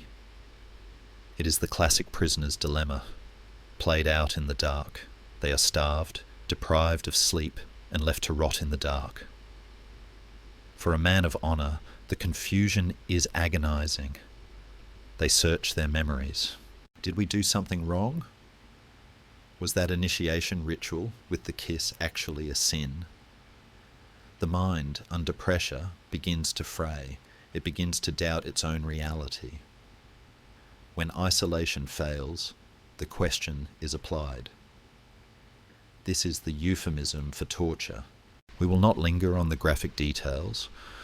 This is a story for sleep, not nightmares, but we must acknowledge the horror to understand the collapse. The methods are brutal and efficient. The strappado, where arms are tied behind the back and the victim is hoisted into the air, the rack, which stretches the joints to the breaking point, the coating of feet in fat, and holding them over hot coals. These are not sadists playing games. They are bureaucrats following a manual. They want a specific yes to a specific question. Did you deny Christ? Pain. Did you spit on the cross? Pain. Did you worship the idol? Pain. The human body can only endure so much. One by one, the nights break. It is not a failure of courage, it is a failure of biology. Under extreme duress, a man will say anything to make the agony stop. He will admit to being a sorcerer, a heretic, or a flying goat, if that is what the man with the red-hot iron wants to hear. And the inquisitors are helpful. They read the charges aloud. Did you not do this? The knight, weeping, nodding, broken, whispers, "Yes, I did that. Just let me sleep." The scribe dips his quill. Scratch, scratch, scratch. The lie becomes a legal fact, but the most devastating blow comes not from the rack, but from the leadership. Jacques de Molay, the Grand Master, the rock upon which the order stands, is brought before the inquisitors. He is an old man, perhaps nearing 70. He has spent his life in the saddle, not in the dungeon. We do not know exactly what they did to him or what they threatened to do. Perhaps they showed him the instruments. Perhaps they threatened to destroy the reputation of the order entirely if he didn't cooperate. On October 24th, just days after the arrest, Molay signs a confession. He admits to denying Christ and spitting on the cross. He claims it was a foolish tradition of the order, something he regretted, but yes, it happened. He sends a letter to his knights instructing them to confess as well. The impact of this letter is nuclear. Imagine being a young knight, holding out against the pain, clinging to your innocence, and then the jailer hands you a note from your father figure, the man you swore to obey, telling you to admit to these terrible crimes. The will to resist evaporates. If the Grand Master says we are guilty, then are we? The psychological defense of the order collapses. The dominoes fall rapidly. In Paris, out of 138 knights questioned, 134 confessed to the charges. Historians still wrestle with Molay's confession. Why did he do it? Was it pure cowardice? Some scholars argue it was a misguided legal strategy. In canon law, a confessed heretic who repents can be forgiven and reconciled to the church. Perhaps Molay thought, I will say what they want, get the king off my back, save the lives of my men, and then we can sort this out with the Pope later. It was a plea deal. He thought he was playing politics. He did not realize he was signing his own death warrant and destroying the reputation of his brotherhood forever. There are moments of a heartbreaking humanity in the transcripts. Some knights, simple men who can barely read, confess to worshipping the head but describe it in wildly different ways. One says it was a painting. Another says it was a skull. Another says it was a real man. They are clearly improvising, trying to guess the right answer to stop the pain. One knight, when asked if he denied Christ, says, I said the words with my mouth, but not with my heart. It is a desperate attempt to salvage a shred of dignity, to separate the soul from the breaking body. The confessions are gathered. They are copied, translated, and packaged. King Philip has what he needs. He has the truth, signed and sealed by the victims themselves, he publishes these confessions to the world. He reads them in the gardens of the palace to the horrified citizens of Paris. "Look," he cries, "they admit it. The monsters were hiding in plain sight. The public, who had been sceptical, are now convinced. Who would confess to such vile things if they weren't true?" The logic is circular and ironclad. In the damp silence of the cells, the knights lie on the straw, nursing their broken limbs and their shattered souls. The adrenaline of the torture chamber has faded, replaced by a deep, crushing shame. They have betrayed their vows. They have betrayed their God. They have betrayed each other. They do not know that their confession was a trap. They believe they have bought their lives. They listen to the dripping water, the scurrying of rats, and the distant tolling of bells, wondering if God can hear prayers from the lips of a heretic. The ink dries on the parchment. The dossier is complete. Philip the Fair smiles his cold, statue-like smile. He is ready for the next move. He has the evidence. Now he must confront the only power that can challenge him. He must take this bundle of lies and force the Pope to swallow it whole. The tragedy of the flesh is over. The tragedy of the law is about to begin. The ghosts of the Templars, still living, but already dead in the eyes of the world, sit in the dark, waiting for a dawn that will bring no light. We leave the dripping darkness of the dungeons and ascend to a world of velvet, sunlight and anxious whispers. We are in the papal court, which has moved now to Poitiers. The atmosphere here is not one of physical torture, but of suffocating political pressure. It is a high-stakes chess match played in a room where the air is growing thin. Pope Clement VI has finally heard the news of the arrests, and he is furious. For a brief, shining moment, the weak Pope finds his spine. You can imagine the scene, the red-faced pontiff pacing his chambers, his robes rustling with indignation. "How dare he?" Clement demands. "The Templars are a religious order. They answer only to Rome. To arrest them without my permission is an insult to God himself. It is a turf war?" Philip has not just arrested knights. He has broken the fundamental rule of medieval sovereignty. The king does not touch the Pope's property. Clement strikes back. In a move of surprising boldness, he suspends the powers of the French inquisitors. He orders the trials to stop. He demands that the Templars be handed over to the Church. For a few weeks, in the winter of 1308, it seems like the king might have overplayed his hand. The chessboard is frozen. The knights sit in their cells, unaware that their fate is being argued by men in silk robes hundreds of miles away. But Philip the Fair is not a man who backs down. He simply changes the board. If the Pope wants a legal battle, Philip will give him a public relations war. He launches a propaganda campaign that feels shockingly modern. He calls a meeting of the Estates General, a gathering of nobles, clergy and commoners, in Tours. It is essentially a national rally designed to whip up anti-Templar hysteria. Philip's lawyers stand on podiums and scream about the horrors of the heresy. They paint the king as the reluctant hero, a pious man forced to act because the church was asleep at the wheel. "The church is slow," they cry. "The cancer is spreading. The king had to cut it out. It is populism 101. The crowd roars its approval. They don't care about canon law. They care that the scary rich knights who worship cat heads are in jail." Under this immense pressure, Clement begins to crumble. He is a man besieging his own conscience. He knows the king is lying, but he also knows that Philip has an army, and the Pope has, well, he has stomach cramps and a lot of paperwork. He seeks a compromise. He decides to send 3 cardinals to interview the Templar leadership directly. He wants to hear the truth from Jacques de Molay's own lips, without the king's torturers standing in the room. This leads us to one of the most poignant and mysterious scenes in the entire saga. The events at the castle of Chinon. Chinon is a fortress of grey stone overlooking the Vienne River. It is grim, imposing, and wet. Here, in August 1308, Jacques de Molay and the other high-ranking officers are being held.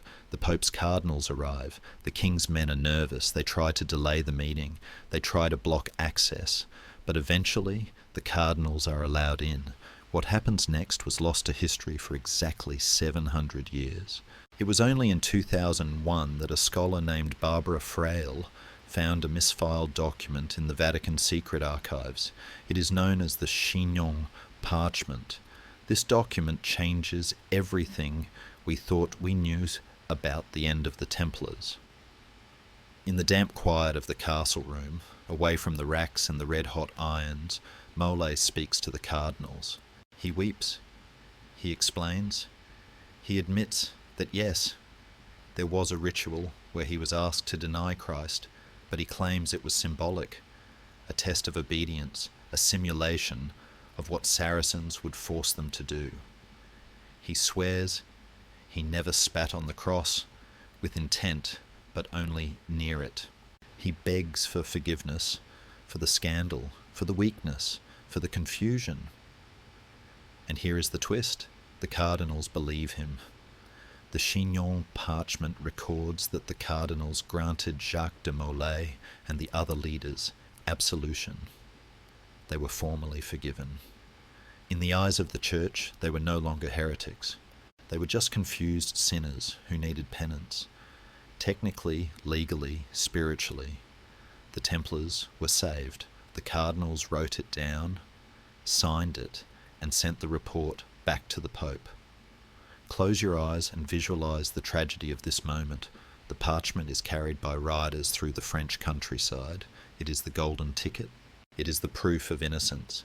If this document is published, the king's case collapses. The Templars live. But the king has spies everywhere. He likely knows what is in the report before the Pope does. And Clement, poor, terrified Clement, when he receives the report, he is faced with a terrifying choice. If he publishes the absolution, he declares war on King Philip. Philip has already threatened to accuse the Pope himself of heresy. He has threatened to split the church, to create a French anti-pope. The spectre of a schism hangs over Europe. Clement looks at the Chinon parchment. He looks at the armies of France. And he makes the decision that seals his legacy as a broken man. He buries the report. He essentially pretends the absolution never happened. He allows the investigations to continue. He sacrifices the Templars to save the unity of the Church. It is a cold, utilitarian calculation. The Chinon parchment is filed away, mislabeled, and lost in the endless stacks of the Vatican, gathering dust while the men it saved burn. The game of chess enters its final grinding phase. Clement issues a papal bull called Faciens Misericordiam, granting mercy, which sounds nice, but actually sets up diocesan commissions to judge the rank and file Templars, and a papal commission to judge the order as a whole. It looks like due process. It looks like justice, but the game is rigged. The king keeps the knights in his prisons. The king controls the evidence. The Pope has abdicated his moral authority.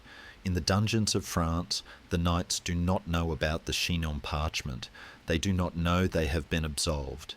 They only know that the Pope, their only hope, has gone silent. They are pawns who have been left on the board to be captured. The year drags on. 1309, 1310. The legal machinery grinds slowly, pulverizing hope into fine dust. The king and the Pope are now ostensibly working together, a cooperation that resembles a hostage reading a prepared statement. The Pope gets to keep the form of authority. The trials are run by the Church, but the king gets the substance. The outcome is predetermined. There is a scholarly debate about whether Clement was trying to play a long game, hoping to delay the final decision until Philip died or the political winds changed. Perhaps he thought he could reform the order later, once the king calmed down. But history rarely rewards the long game when the other side is playing for a knockout. Philip is impatient. He needs the money. He needs the closure. The atmosphere in the narrative shifts now from the sharp shock of violence to the dull ache of bureaucratic betrayal. We see the power of the written word, the warrants, the confessions, the bulls, and how easily ink can spill more blood than swords. The truth is locked in a box in Rome. The lie is marching through the streets of Paris. The section ends with a sense of suffocating inevitability. The exits are barred. The referees have been bought. The knights are alone. In the silence of their cells, they might dream of the desert wind or the white walls of Acre, but they wake to the damp stone of a kingdom that has turned against them. The chess match is effectively over. The king has cleared the board. All that remains is to sweep away the pieces. The checkmate has been delivered, not with a roar, but with a whisper in a library, the sound of a parchment being filed away in the wrong box, dooming thousands to the fire. We move now from the silent archives of Rome to the blossoming orchards of Paris, where the spring of 1310 brings a cruel and deceptive warmth to the city. The air is sweet, with the scent of apple blossoms and wet earth, a sensory contradiction to the rot festering in the kingdom's dungeons. For a brief moment, the heavy clouds of the persecution seem to part, allowing a ray of genuine hope to shine down on the imprisoned knights. The Papal Commission, the group of churchmen appointed by Clement V to investigate the order, has finally begun its hearings. They set up their inquiry not in a torture chamber, but in the residence of the Bishop of Paris, and later in the soothing open air of the Episcopal Gardens. It feels civil. It feels legal. It feels like the sanity of the world has returned. The commissioners issue a call. Is there anyone willing to defend the Order of the Temple? They expect silence. They expect broken men to cower in their cells, terrified of the king's shadow. But they are wrong. What happens next is one of the most stirring and tragic uprisings of the spirit in medieval history. The knights stand up. From the dungeons of the Louvre, from the towers of the temple, they send word. We will speak. It starts as a trickle, then becomes a flood. First a few dozen, then hundreds. By May, nearly 600 Templars have volunteered to defend their order. They are led by two men of immense courage and intellect, Pierre de Bologna, a skilled lawyer-priest, and Renaud de Provins. These men are not the confused warriors of the initial arrests. They are articulate, fierce, and organized. They stand before the commissioners in the garden, their robes tattered, their faces pale from years of darkness, but their voices steady. They argue that the confessions were extracted by torture and are therefore legally void. They show their scars, the twisted limbs, the burn marks on their feet, as physical evidence of the king's tyranny. They speak with a clarity that stuns the churchmen. Pierre de Bologna delivers a defence that echoes through the centuries, arguing that the Templars are not heretics, but martyrs, suffering just as Christ suffered. For a few weeks in that hopeful spring, it looks as if the impossible might happen. The trial is turning, the public is watching. The narrative is slipping from the king's grasp. If the commission rules that the order is innocent, Philip faces ruin. He will be the king who kidnapped God's army for money. But Philip the Fair is not watching this legal drama with a bag of popcorn. He is watching it with the cold calculation of a predator whose trap is being dismantled. He realizes that due process is a threat to his survival. He cannot allow the defense to continue. He cannot allow the Pope's slow-moving commission to save these men. So he decides to bypass the Pope entirely. It is a move of breathtaking ruthlessness. Philip leans on his puppet, the newly appointed Archbishop of Sens, Philippe de Marigny, who happens to be the brother of the king's right-hand man. creating a family tree of corruption that would make a modern lobbyist blush. The Archbishop technically has authority over the local diocese of Paris. While the Papal Commission is investigating the order as a whole, the Archbishop has the power to judge individual knights in his jurisdiction. Philip whispers the command, and the Archbishop acts. He convenes a hasty council. He does not look at the evidence of innocence, he looks at the law of heresy. And here lies the most diabolical trap of the entire affair. Under the Inquisition's rules, if you confess to heresy, even under torture, and then later say you are innocent, you are not considered cured. You are considered a relapsed heretic. You have returned to your vomit. And the penalty for a relapsed heretic is not prison, it is death. By defending themselves, by recanting their false confessions to speak the truth, the knights have legally condemned themselves to the fire. It is a catch-22 of nightmarish proportions. Lie and live in shame, or speak the truth and burn. On the morning of May the 12th, 1310, the trap springs. The Archbishop announces that 54 Templars, men who had stepped forward to defend the order, are to be burned at the stake that very afternoon. There is no appeal. There is no delay. The hope of the spring morning evaporates into a terrified silence. The knights are loaded into carts. They are taken to a field near the convent of Saint Antoine, just outside the city walls. A crowd gathers, but it is not the jeering mob of the arrest.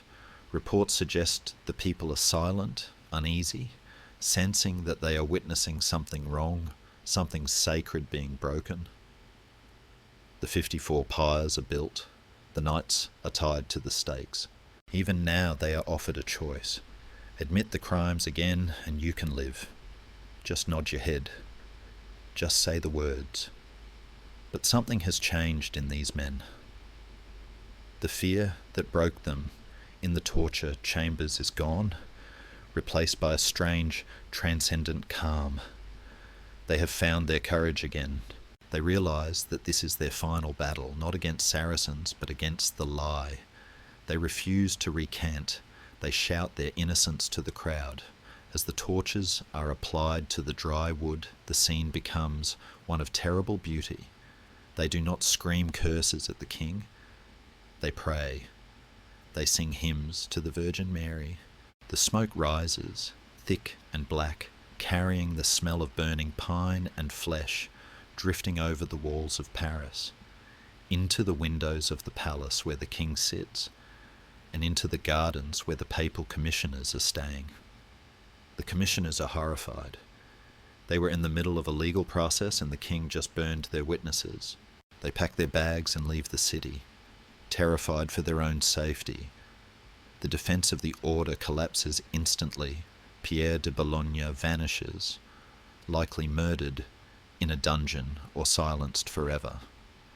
The remaining hundreds of knights, seeing their brothers reduced to ash, withdraw their defence. They fall silent. Who can blame them? The message is written in fire across the sky: defend the temple and you will die. The field of Saint Antoine smoulders into the night, 54 piles of glowing embers that look like the dying eyes of a dragon. The king has won again. He has used the blunt instrument of terror to smash the delicate machinery of justice. The brave uprising of 1310 is over. It was the order's finest hour in France, a moment where they acted with the dignity of their ancestors, but it ended in a holocaust. As we drift away from the smoking field, the sensory shift is profound. From the sweet smell of apple blossoms to the acrid taste of ash on the tongue. The silence that settles over the prisons now is different from before. It is not the silence of confusion, it is the silence of the grave. The knights know now that there is no rescue coming. The law is a weapon, the church is a hostage, and the king is a god of death. They huddle in the dark, the memory of the flames burned into their retinas, waiting for the end of the world. The smoke from the pyres in Paris has long since dissipated, carried away by the winds of time, but the smell of scorched injustice lingers in the political air of Europe. We travel south now, following the Rhone River to the ancient city of Vienne. It is the autumn of 1311. The city is huddled against the cold, biting wind known as the Mistral, which screams down the valley, rattling the shutters of the cathedral and chilling the bones of the most powerful men in Christendom. Here, Pope Clement V has summoned a general council of the Church. It is the medieval equivalent of a United Nations summit, a gathering of hundreds of bishops, cardinals, and abbots from as far away as Ireland and Hungary. They have come to answer a single question. What do we do with the Knights Templar? The atmosphere inside the Cathedral of St. Maurice is tense, vibrating with a low-frequency anxiety. This is supposed to be the final act of the tragedy, the moment where the Church formally condemns the order. But as the council opens, something unexpected happens. Something that gives us a glimpse of the moral backbone that still existed within the medieval clergy. The Pope asks the Assembly if the Templars should be allowed to defend themselves before a decision is made. It seems like a rhetorical question. Surely everyone knows the script, but the bishops, to the shock of the Pope and the King, say yes. It is a stunning moment of resistance. The vast majority of the prelates, men from Italy, England, Germany, and Spain, argue that it is against natural law and divine justice to condemn a great religious order without hearing its side of the story. They know the confessions in France were tortured out of the knights. They know the charges are absurd. They are not willing to be rubber stamps for the French king. 7 Templars even appear at the council, brave ghosts stepping out of the fog, offering to represent the thousands of their brothers still languishing in dungeons. They state that they are ready to defend the order. Clement V is terrified. He looks at his bishops and sees a revolt. He looks at the 7 knights and sees a public relations disaster.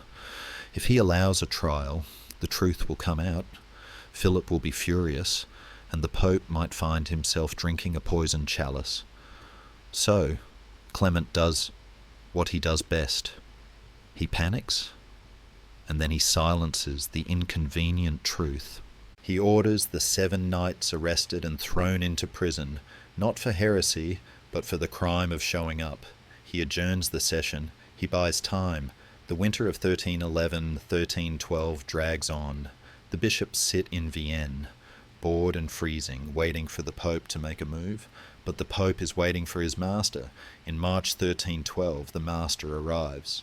King Philip the Fair travels to Vienne. He does not come alone. He brings a massive military escort, an army that sets up camp just outside the city walls. The message is as subtle as a brick through a stained glass window. Do what I want, or I will burn this city down with you in it. The pressure is physical. The Pope sits in his chambers, listening to the tramping of French boots outside. The theological debate is over. The hostage negotiation has begun.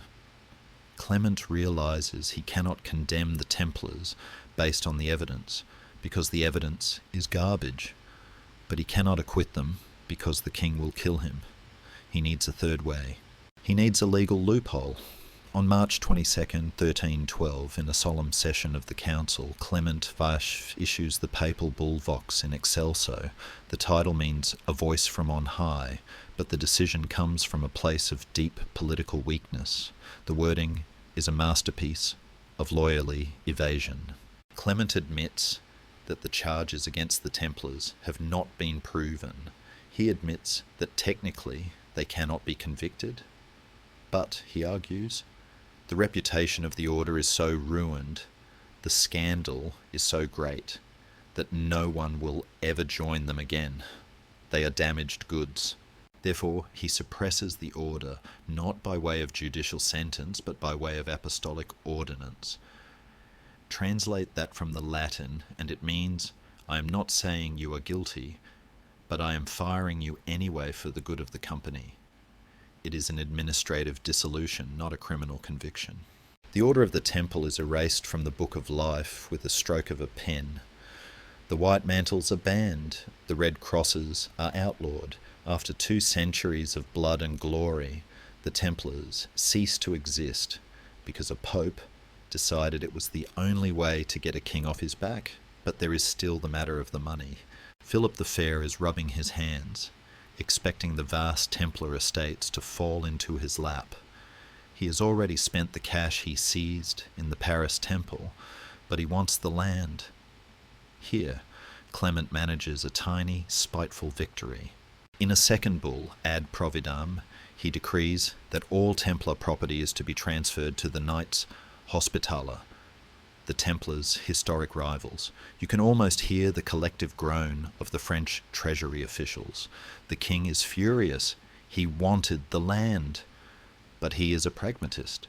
He agrees to the transfer, but he charges the Hospitallers such exorbitant administrative fees for handling the transition that he effectively drains the value out of the estates anyway. The Hospitallers get the castles, but they inherit a financial nightmare that will leave them in debt for decades. For it is the final irony. The Templar wealth, which caused their destruction, becomes a curse to those who inherit it. The Council of Vienne concludes the bishops pack their bags and ride home, likely feeling a mixture of relief and deep shame. They saved their own skins, but they sacrificed the knights. The city of Vienne empties out. The king marches his army back to Paris satisfied. The job is done. The Templar question is answered. But what of the men? The bull Vox in Excelso deals with the property, but it is vague about the people. The rank-and-file knights, the ones who confessed and repented, are sent to various monasteries to live out their days in penance. They are pensioned off, tragic figures, shuffling around the cloisters of other orders, whispering stories of the crusades to monks who only know war from books. They are the living ghosts of a dead era. However, the leadership, Jacques de Molay and his top lieutenants, are kept in prison. They are the loose ends. They are the trophies. The king and the pope keep them on ice for 2 more years, unsure of what to do with them. They are the forgotten men, rotting in the dungeons while the world moves on. As the wind howls through the empty streets of Vienne, stripping the last dead leaves from the trees, we are left with a sense of hollow victory. The machinery of the church and state has worked perfectly to crush the innocent. There was no lightning bolt from heaven. There was no divine intervention, just a room full of old men in expensive robes, signing papers to authorize a theft. The silence of the order is now absolute. The temple is closed. But in the north, in the dark cells of Paris, the last Grand Master is still breathing. He is thinking. He is remembering the fire that took his brothers. And deep in his tired old heart, a spark of defiance is beginning to glow. A spark that will ignite the final, spectacular scene of our story. The bureaucracy has spoken, but the human spirit has one last word to say. The heavy wooden door of the dungeon has remained shut for so long that the iron hinges have rusted into a singular, frozen mass of orange-brown metal. We are now in the deep, stagnant pause between the storm and the lightning strike. It is March 1314. Nearly 7 years have passed since the dawn raids of Friday the 13th. 7 years. A child born on the day of the arrests would now be learning to ride a pony. But for Jacques de Molay, time has not moved forward. It has only deepened, like silt settling at the bottom of a river. He is an old man now, his hair and beard matted and white, his skin the colour of old parchment that has been left in a damp cellar. He sits in the gloom, likely in the royal prison of the Louvre, or perhaps still in the temple tower. Historians are not entirely certain which dark hole held him at the end, but for Molay, the geography matters less than the geology. He is buried under the weight of the king's stone and his own shame. He is not alone in the dark. Beside him is Geoffrey de Charnay, the preceptor of Normandy. Geoffrey is a man of similar spirit, broken, stitched back together by fear, and now fraying at the seams. They are the last two captains of the ship, left to go down with the wreck long after the crew has drowned. Imagine the conversation between these two men in the long, silent hours of the night. They do not talk of banking or battles anymore. They talk of the soul. They wrestle with the agonizing arithmetic of their past decisions. "We confess to save the order," Molay might whisper to the damp wall, "but the order is gone. So what did we buy with our lie?" It is a haunting question. They sold their honour to purchase a future, but the merchant, the king, took the payment and burned the goods anyway. Molay realizes he is not a martyr, he is a patsy. He is the CEO who signed the false confession to save the company, only to watch the government liquidate the assets and keep him in handcuffs. The conditions of their imprisonment are harsh, calculated to degrade. They are fed the bread of sorrow and the water of affliction. A biblical diet plan that essentially means mouldy crusts and ditch water. It is a slow erasure of the self. Yet in this deprivation, something remarkable begins to happen to Jacques de Molay. The fear that defined his actions in 1307, the terror of the red-hot iron and the rack, begins to recede. Why? Because when you have lost everything, your reputation, your life's work, your freedom, and your friends, you realize there is nothing left for the king to take. The worst has already happened. And in that empty space, a tiny, fragile seed of courage begins to sprout. It is watered by regret. He remembers the 54 knights burning in the field at Saint Antoine. He hears their hymns in his sleep. He knows he let them die while he sat in safety, protected by his high rank and his shameful confession. The guilt is heavier than the chains. On the morning of March 18th, 1314, the routine of the dungeon is broken. The rusty hinges groan. Light, painful, blinding, grey morning light floods into the cell. Soldiers appear. But they do not bring torture instruments. They bring fresh tunics. They bring water to wash the grime from faces that haven't felt the sun in years. Molay and Charnay are told to stand up. Today is the day of the final sentence. They are led out of the prison, squinting, stumbling on legs that have forgotten how to walk long distances. They are not taken to a stake, but to a stage. A platform has been erected in front of the Cathedral of Notre Dame in Paris. It is a grand theatrical setup. 3 cardinals, the Pope's personal representatives, sit on plush velvet chairs, looking like exotic, well-fed birds in their red robes. A massive crowd is gathered. Parisians who have been following this soap opera for 7 years. They jostle and crane their necks to see the famous monsters, the leaders of the devil-worshipping knights. The atmosphere is solemn, heavy with the pomp of the church. This is supposed to be a scripted event. The plan is simple. The cardinals will read out the crimes, which the knights have already confessed to. The knights will nod, look contrite, and humbly accept the church's mercy. Then the cardinals will announce the sentence: life imprisonment, perpetual penance. The knights will be led back to their holes to die quietly, forgotten by history, and everyone can go home to dinner. It is a clean, bureaucratic ending. The king gets his closure. The church gets to look merciful. The senior cardinal stands. He unfurls a scroll. He begins to read the list of sins: heresy, idolatry, spitting on the cross. The words float out over the silent crowd. Molay stands there, listening. He hears the lies he signed his name to. He looks at the crowd. He sees the faces of the people who believe he is a monster. He looks at the cathedral, the house of God, and something inside the old soldier finally snaps. The iron bands around his heart shatter. He realizes that a life sentence in a dungeon is not mercy. It is just a slower way of being buried alive. He realizes that if he stays silent now, he will die a liar. He looks at Geoffrey de Charnay. A glance passes between them. A nod. The pact is made. As the cardinal reaches the part where he asks the prisoners to confirm their confessions, the script goes up in flames. Jacques de Molay steps forward. He does not bow. He raises his head, shaking the mane of his white hair. He interrupts the prince of the church. His voice, unused for so long, cracks, then steadies.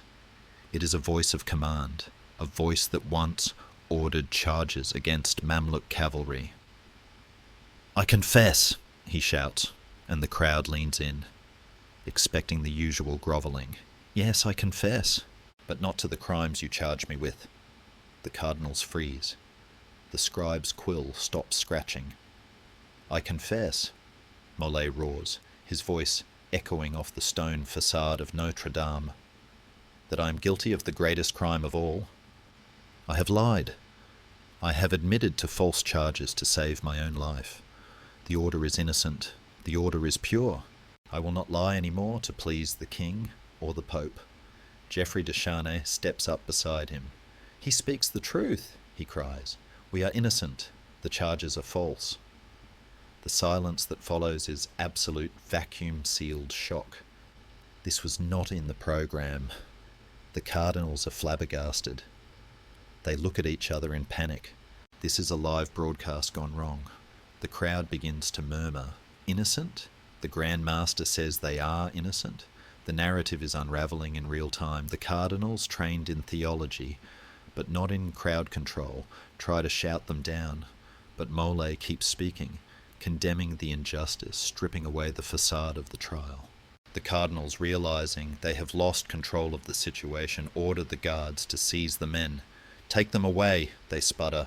We will discuss this tomorrow." They need a recess. They need to figure out how to spin this. Molay and Charnay are dragged off the stage, still shouting. The crowd is left buzzing, electric with the thrill of the unexpected. The carefully constructed lie of 7 years has been punctured by 2 minutes of truth. But there is one man who is not confused, one man who does not need a recess. King Philip is in his palace nearby, when a messenger runs in, breathless, to tell him what happened, that Molay has humiliated the church and the crown in front of all of Paris. Philip does not consult his lawyers. He does not look for a loophole. His face turns the colour of cold marble. He stands up. "They are relapsed heretics," he says. The legal trap is still set. By taking back their confession, they have legally condemned themselves. Philip does not wait for the church to hand them over. He does not wait for a warrant. He operates on pure, tyrannical impulse. "Build the pyre," he commands. "Tonight, on the Ile des Juifs." The decision is made in a heartbeat. There will be no more prison, no more bread of sorrow. The wrestling is over. Molay is back in his cell for a few final hours, but the air has changed. It is no longer stagnant. It is vibrating with the energy of the end. He sits on the stone floor, his chest heaving, his hands trembling, not from fear, but from the adrenaline of finally telling the truth. He knows what is coming. He knows the fire is being stacked. But for the first time in 7 years, Jacques de Molay is a free man. He has reclaimed his soul from the pawnbroker. The sun begins to set over Paris, painting the sky in shades of violent violet and blood orange. The stage is set for the final act. The darkness of the dungeon is about to be traded for the light of the flames. The sun has vanished below the horizon, leaving Paris suspended in a bruised twilight of indigo and charcoal. The air is cold, biting with the damp breath of the river Seine. We are moving now to the final stage of our drama. A small, muddy spit of land known as the Ile des Juifs, the island of the Jews, of It sits in the shadow of the king's palace gardens, a place of isolation and execution. Tonight it is the centre of the world. The preparations have been hasty. There was no time for the usual pageantry of a state execution. King Philip's rage demanded speed. Soldiers have piled wood, straw and barrels of pitch on the muddy ground, constructing a pyre that looks like a black scar against the grey water. The only light comes from the torches of the guards, flickering nervously in the wind, casting long dancing shadows that seem to reach out for the water. The city is not asleep. The news has spread like a contagion through the narrow streets. The Grand Master is to burn. Thousands of Parisians line the banks of the Seine, standing in a silence that is heavier than any shout. They are watching the dark river, waiting for the boat. And here it comes. A small barge pushes off from the bank near the Louvre, the oars cutting the black water with a soft, rhythmic splash. Inside sit two men, Jacques de Molay and Geoffrey de Charnay. They are not bound and gagged like criminals. They sit upright, their hands resting on their knees, looking less like prisoners and more like kings, travelling to a coronation. The fear is gone. It has been burned away by the truth. Molay looks at the city he once swore to protect. He sees the silhouette of Notre Dame rising against the stars, the stone forest of gargoyles looking down in judgment. He breathes in the cool night air, tasting the freedom of the condemned. He knows that in an hour he will be ash, but right now he is the most dangerous man in France. He carries a weapon the king cannot confiscate, a clear conscience. The boat grounds on the soft mud of the island. The guards help the old men out, a strange, instinctive act of courtesy toward those about to die. They walk to the pyre. The wood is stacked high. A stake stands in the centre, an unyielding finger pointing to the heavens. Molay does not wait to be manhandled. He begins to undress. He removes his outer tunic, his heavy cloak, standing finally in his simple shirt. His body is thin, scarred by old battles and recent chains, a map of a life spent in war. But he stands straight. He asks the executioner for a single favour. "Let me face the cathedral," he says softly. "Let me look toward the Virgin." The executioner, perhaps unsettled by the calm of this old warrior, grants the request.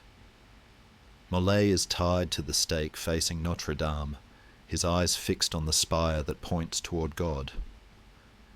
Geoffrey de Charnay is tied beside him, a faithful lieutenant to the end, drawing strength from his master's iron resolve. The torch is brought forward. The flame is orange and hungry, sputtering as it catches the pitch. The wood begins to crackle. The heat builds, pushing back the chill of the March night. The crowd on the river banks holds its breath. They expect screams. They expect begging. They have seen heretics burn before. It is usually a messy, noisy business of terror. But tonight the island is silent. The fire climbs. It catches the hem of their shirts. And then, from the centre of the flames, a voice rises. It is not a scream of pain, but a proclamation.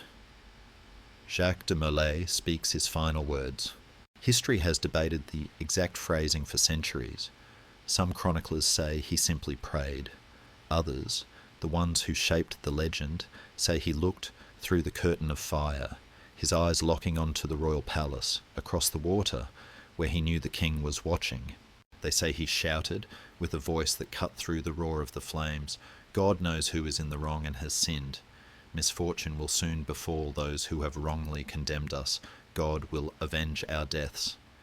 And then, the specific, terrifying invitation. Pope Clement, King Philip, I summon you to appear before the tribunal of God within a year to answer for your crimes, receive your judgment. The words hang in the air, suspended in the smoke. The curse, it is the ultimate appeal, bypassing all earthly courts, going straight to the supreme judge. Whether he actually said these exact words, or whether they were a dramatic invention of terrified onlookers, is a matter of scholarly debate, but the effect of the words is undeniable. A shudder runs through the crowd. This is not a confession, it is a subpoena. The king, watching from his window, must have felt a cold finger trace down his spine. He has won the battle, but the war has just been escalated to a realm he cannot control. The fire consumes them. It is a slow burn, charcoal roasted, according to some grim accounts, designed to prolong the suffering. But the witnesses agree on one thing. The Templars bore it with a superhuman serenity. They did not writhe. They did not scream. They died as they had lived, under disciplined secret. As the flames rose higher, enveloping them in a shroud of light, they seemed to transcend the physical world. They became pure spirit, rising on the column of smoke. The fire roared, a beast fed on innocence, until finally the voices ceased. The structures collapsed. The sparks spiraled up into the night sky, joining the stars. The executioner stands back, wiping sweat and soot from his brow. The fire dies down to glowing embers, pulsing like a dying heart. The island returns to darkness, but the show is not over. As the guards begin to leave, the crowd on the bank surges forward. They do not run away in horror. They rush toward the water. They find boats. They swim. They wade through the mud. They swarm the still hot side of the pyre. Why? To collect the relics. They scoop up the warm ash. They pick up fragments of bone. To the people of Paris, these men were not heretics. They were martyrs. The king's propaganda has failed in the final hour. By dying with such holiness, Mole has washed the order clean. The devil's knights have become saints in the eyes of the common folk. The king sits in his palace, the smell of smoke drifting in through the window. He has destroyed the body of the Templars. He has seized their gold. He has erased their name. But as he looks out at the dark river, watching the people reverence the ashes of his enemies, he must know that something has gone wrong. He has planted a seed of doom. The curse is out there now, drifting on the wind, waiting to land. The fire is out, but the story is not over. The clock has started ticking. Within a year, the old man had said, the king is 46 years old, healthy, powerful, and victorious. The Pope is sick, but stable. A year seems like a long time. But fate, as the Templars knew, is a wheel that turns when you least expect it. The night deepens. The crowds disperse, clutching their pouches of ash. The river Seine flows on, indifferent, washing the mud of the island, carrying the memory of the fire out toward the sea. The physical history of the Knights Templar has ended. The hallowed halls of Jerusalem, the banking houses of London, the dungeons of Paris, it is all gone. But the metaphysical history, the legend, the mystery, and the retribution is just beginning.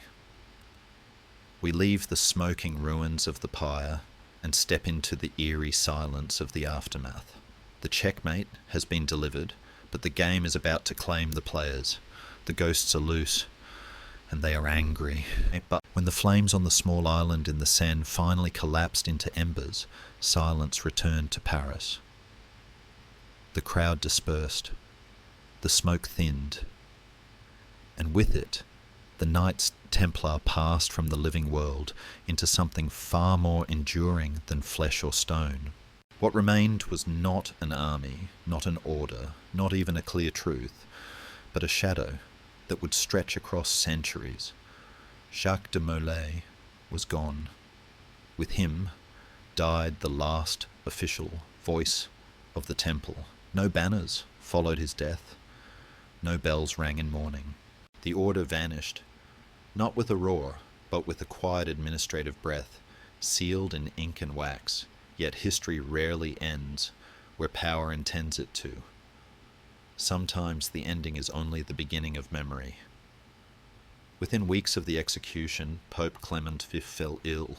He died in April of 1314, his body weakened, his papacy unresolved.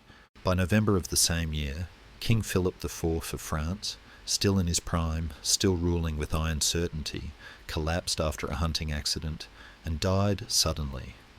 To medieval minds, the timing was not coincidence. It was judgment. Whispers spread through Europe with the speed of fear. People remembered the flames. They remembered Molay's final words. And they began to speak of a curse. According to chroniclers writing years later, Jacques de Molay had called both Pope and King to face God's tribunal within a year. Whether he truly spoke those words or not matters less than the fact that people believed he did. In a world where divine justice was expected to move swiftly, the near simultaneous deaths of the persecutors felt like confirmation. The curse became legend, and a legend hardened into myth.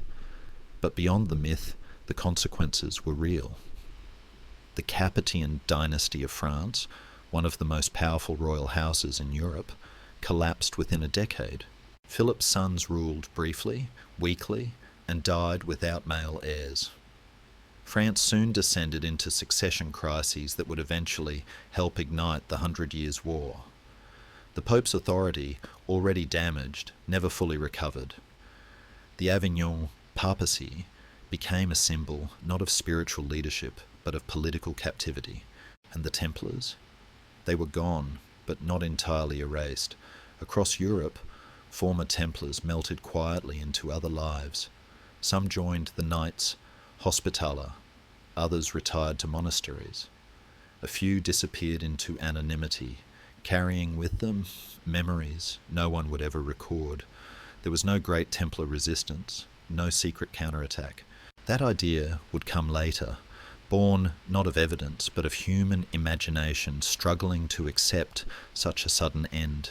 The Order's lands were redistributed, but unevenly. In theory, they passed to the Hospitallers. In practice, kings, nobles, and local rulers seized what they could. Castles changed hands, treasuries were emptied, records vanished. And with missing records came speculation. Did the Templars hide their treasure? This question would haunt Europe for centuries. No vast hoard was ever found in Paris. No great vaults were uncovered beneath the temple complex. For some, this absence proved guilt. For others, it proved brilliance. Legends spoke of ships leaving La Rochelle before the arrests, of gold carried to Scotland, of secrets buried beneath forgotten keeps, of knowledge more valuable than coin, maps, relics, or truths too dangerous to possess. Yet modern historians offer a quieter answer. The Templars' wealth was not gold piled in caves. It was land, credit, obligations, and networks, assets that dissolved quickly once trust was broken. When the Order fell, its true power evaporated with it. And still, the silence endured. By the late Middle Ages, the Templars had become symbols rather than men. In stories, they transformed into guardians of forbidden wisdom. In rumours, they survived underground. In later centuries, writers, mystics, and secret societies claimed descent from them, not because the Templars truly lived on, but because people needed them to. They became a mirror for human longing, for lost justice, for hidden truth, for the idea that righteousness cannot be destroyed, only concealed. What the fall of the Templars truly revealed was not their secret, but the nature of power. They had risen because the church needed swords and kings needed bankers. They fell because kings no longer needed either. When institutions grow too wealthy, too independent, too symbolic, they become vulnerable, not to enemies abroad, but to fear at home. The temple was not defeated in battle. It was unmade in council chambers, in sealed letters, in quiet alliances between crown and altar. Its destruction reminds us that history is often shaped less by truth than by who controls the moment when truth is spoken. tonight, as this story fades, the keeps of the Templars still stand across Europe. Weathered stones, broken towers, silent chapels where white mantles once brushed against cold walls. They no longer guard pilgrims. They no longer answer to Rome. They simply remain patient witnesses to a time when belief and violence walked hand in hand. And somewhere between the facts and the flames, between what was proven and what was whispered, the Knights Templar found their final form, not as an order of men, but as a memory that refuses to sleep. The fire is out. The bells are silent, but the shadow of the temple still lingers. And here, in that lingering quiet, our journey ends.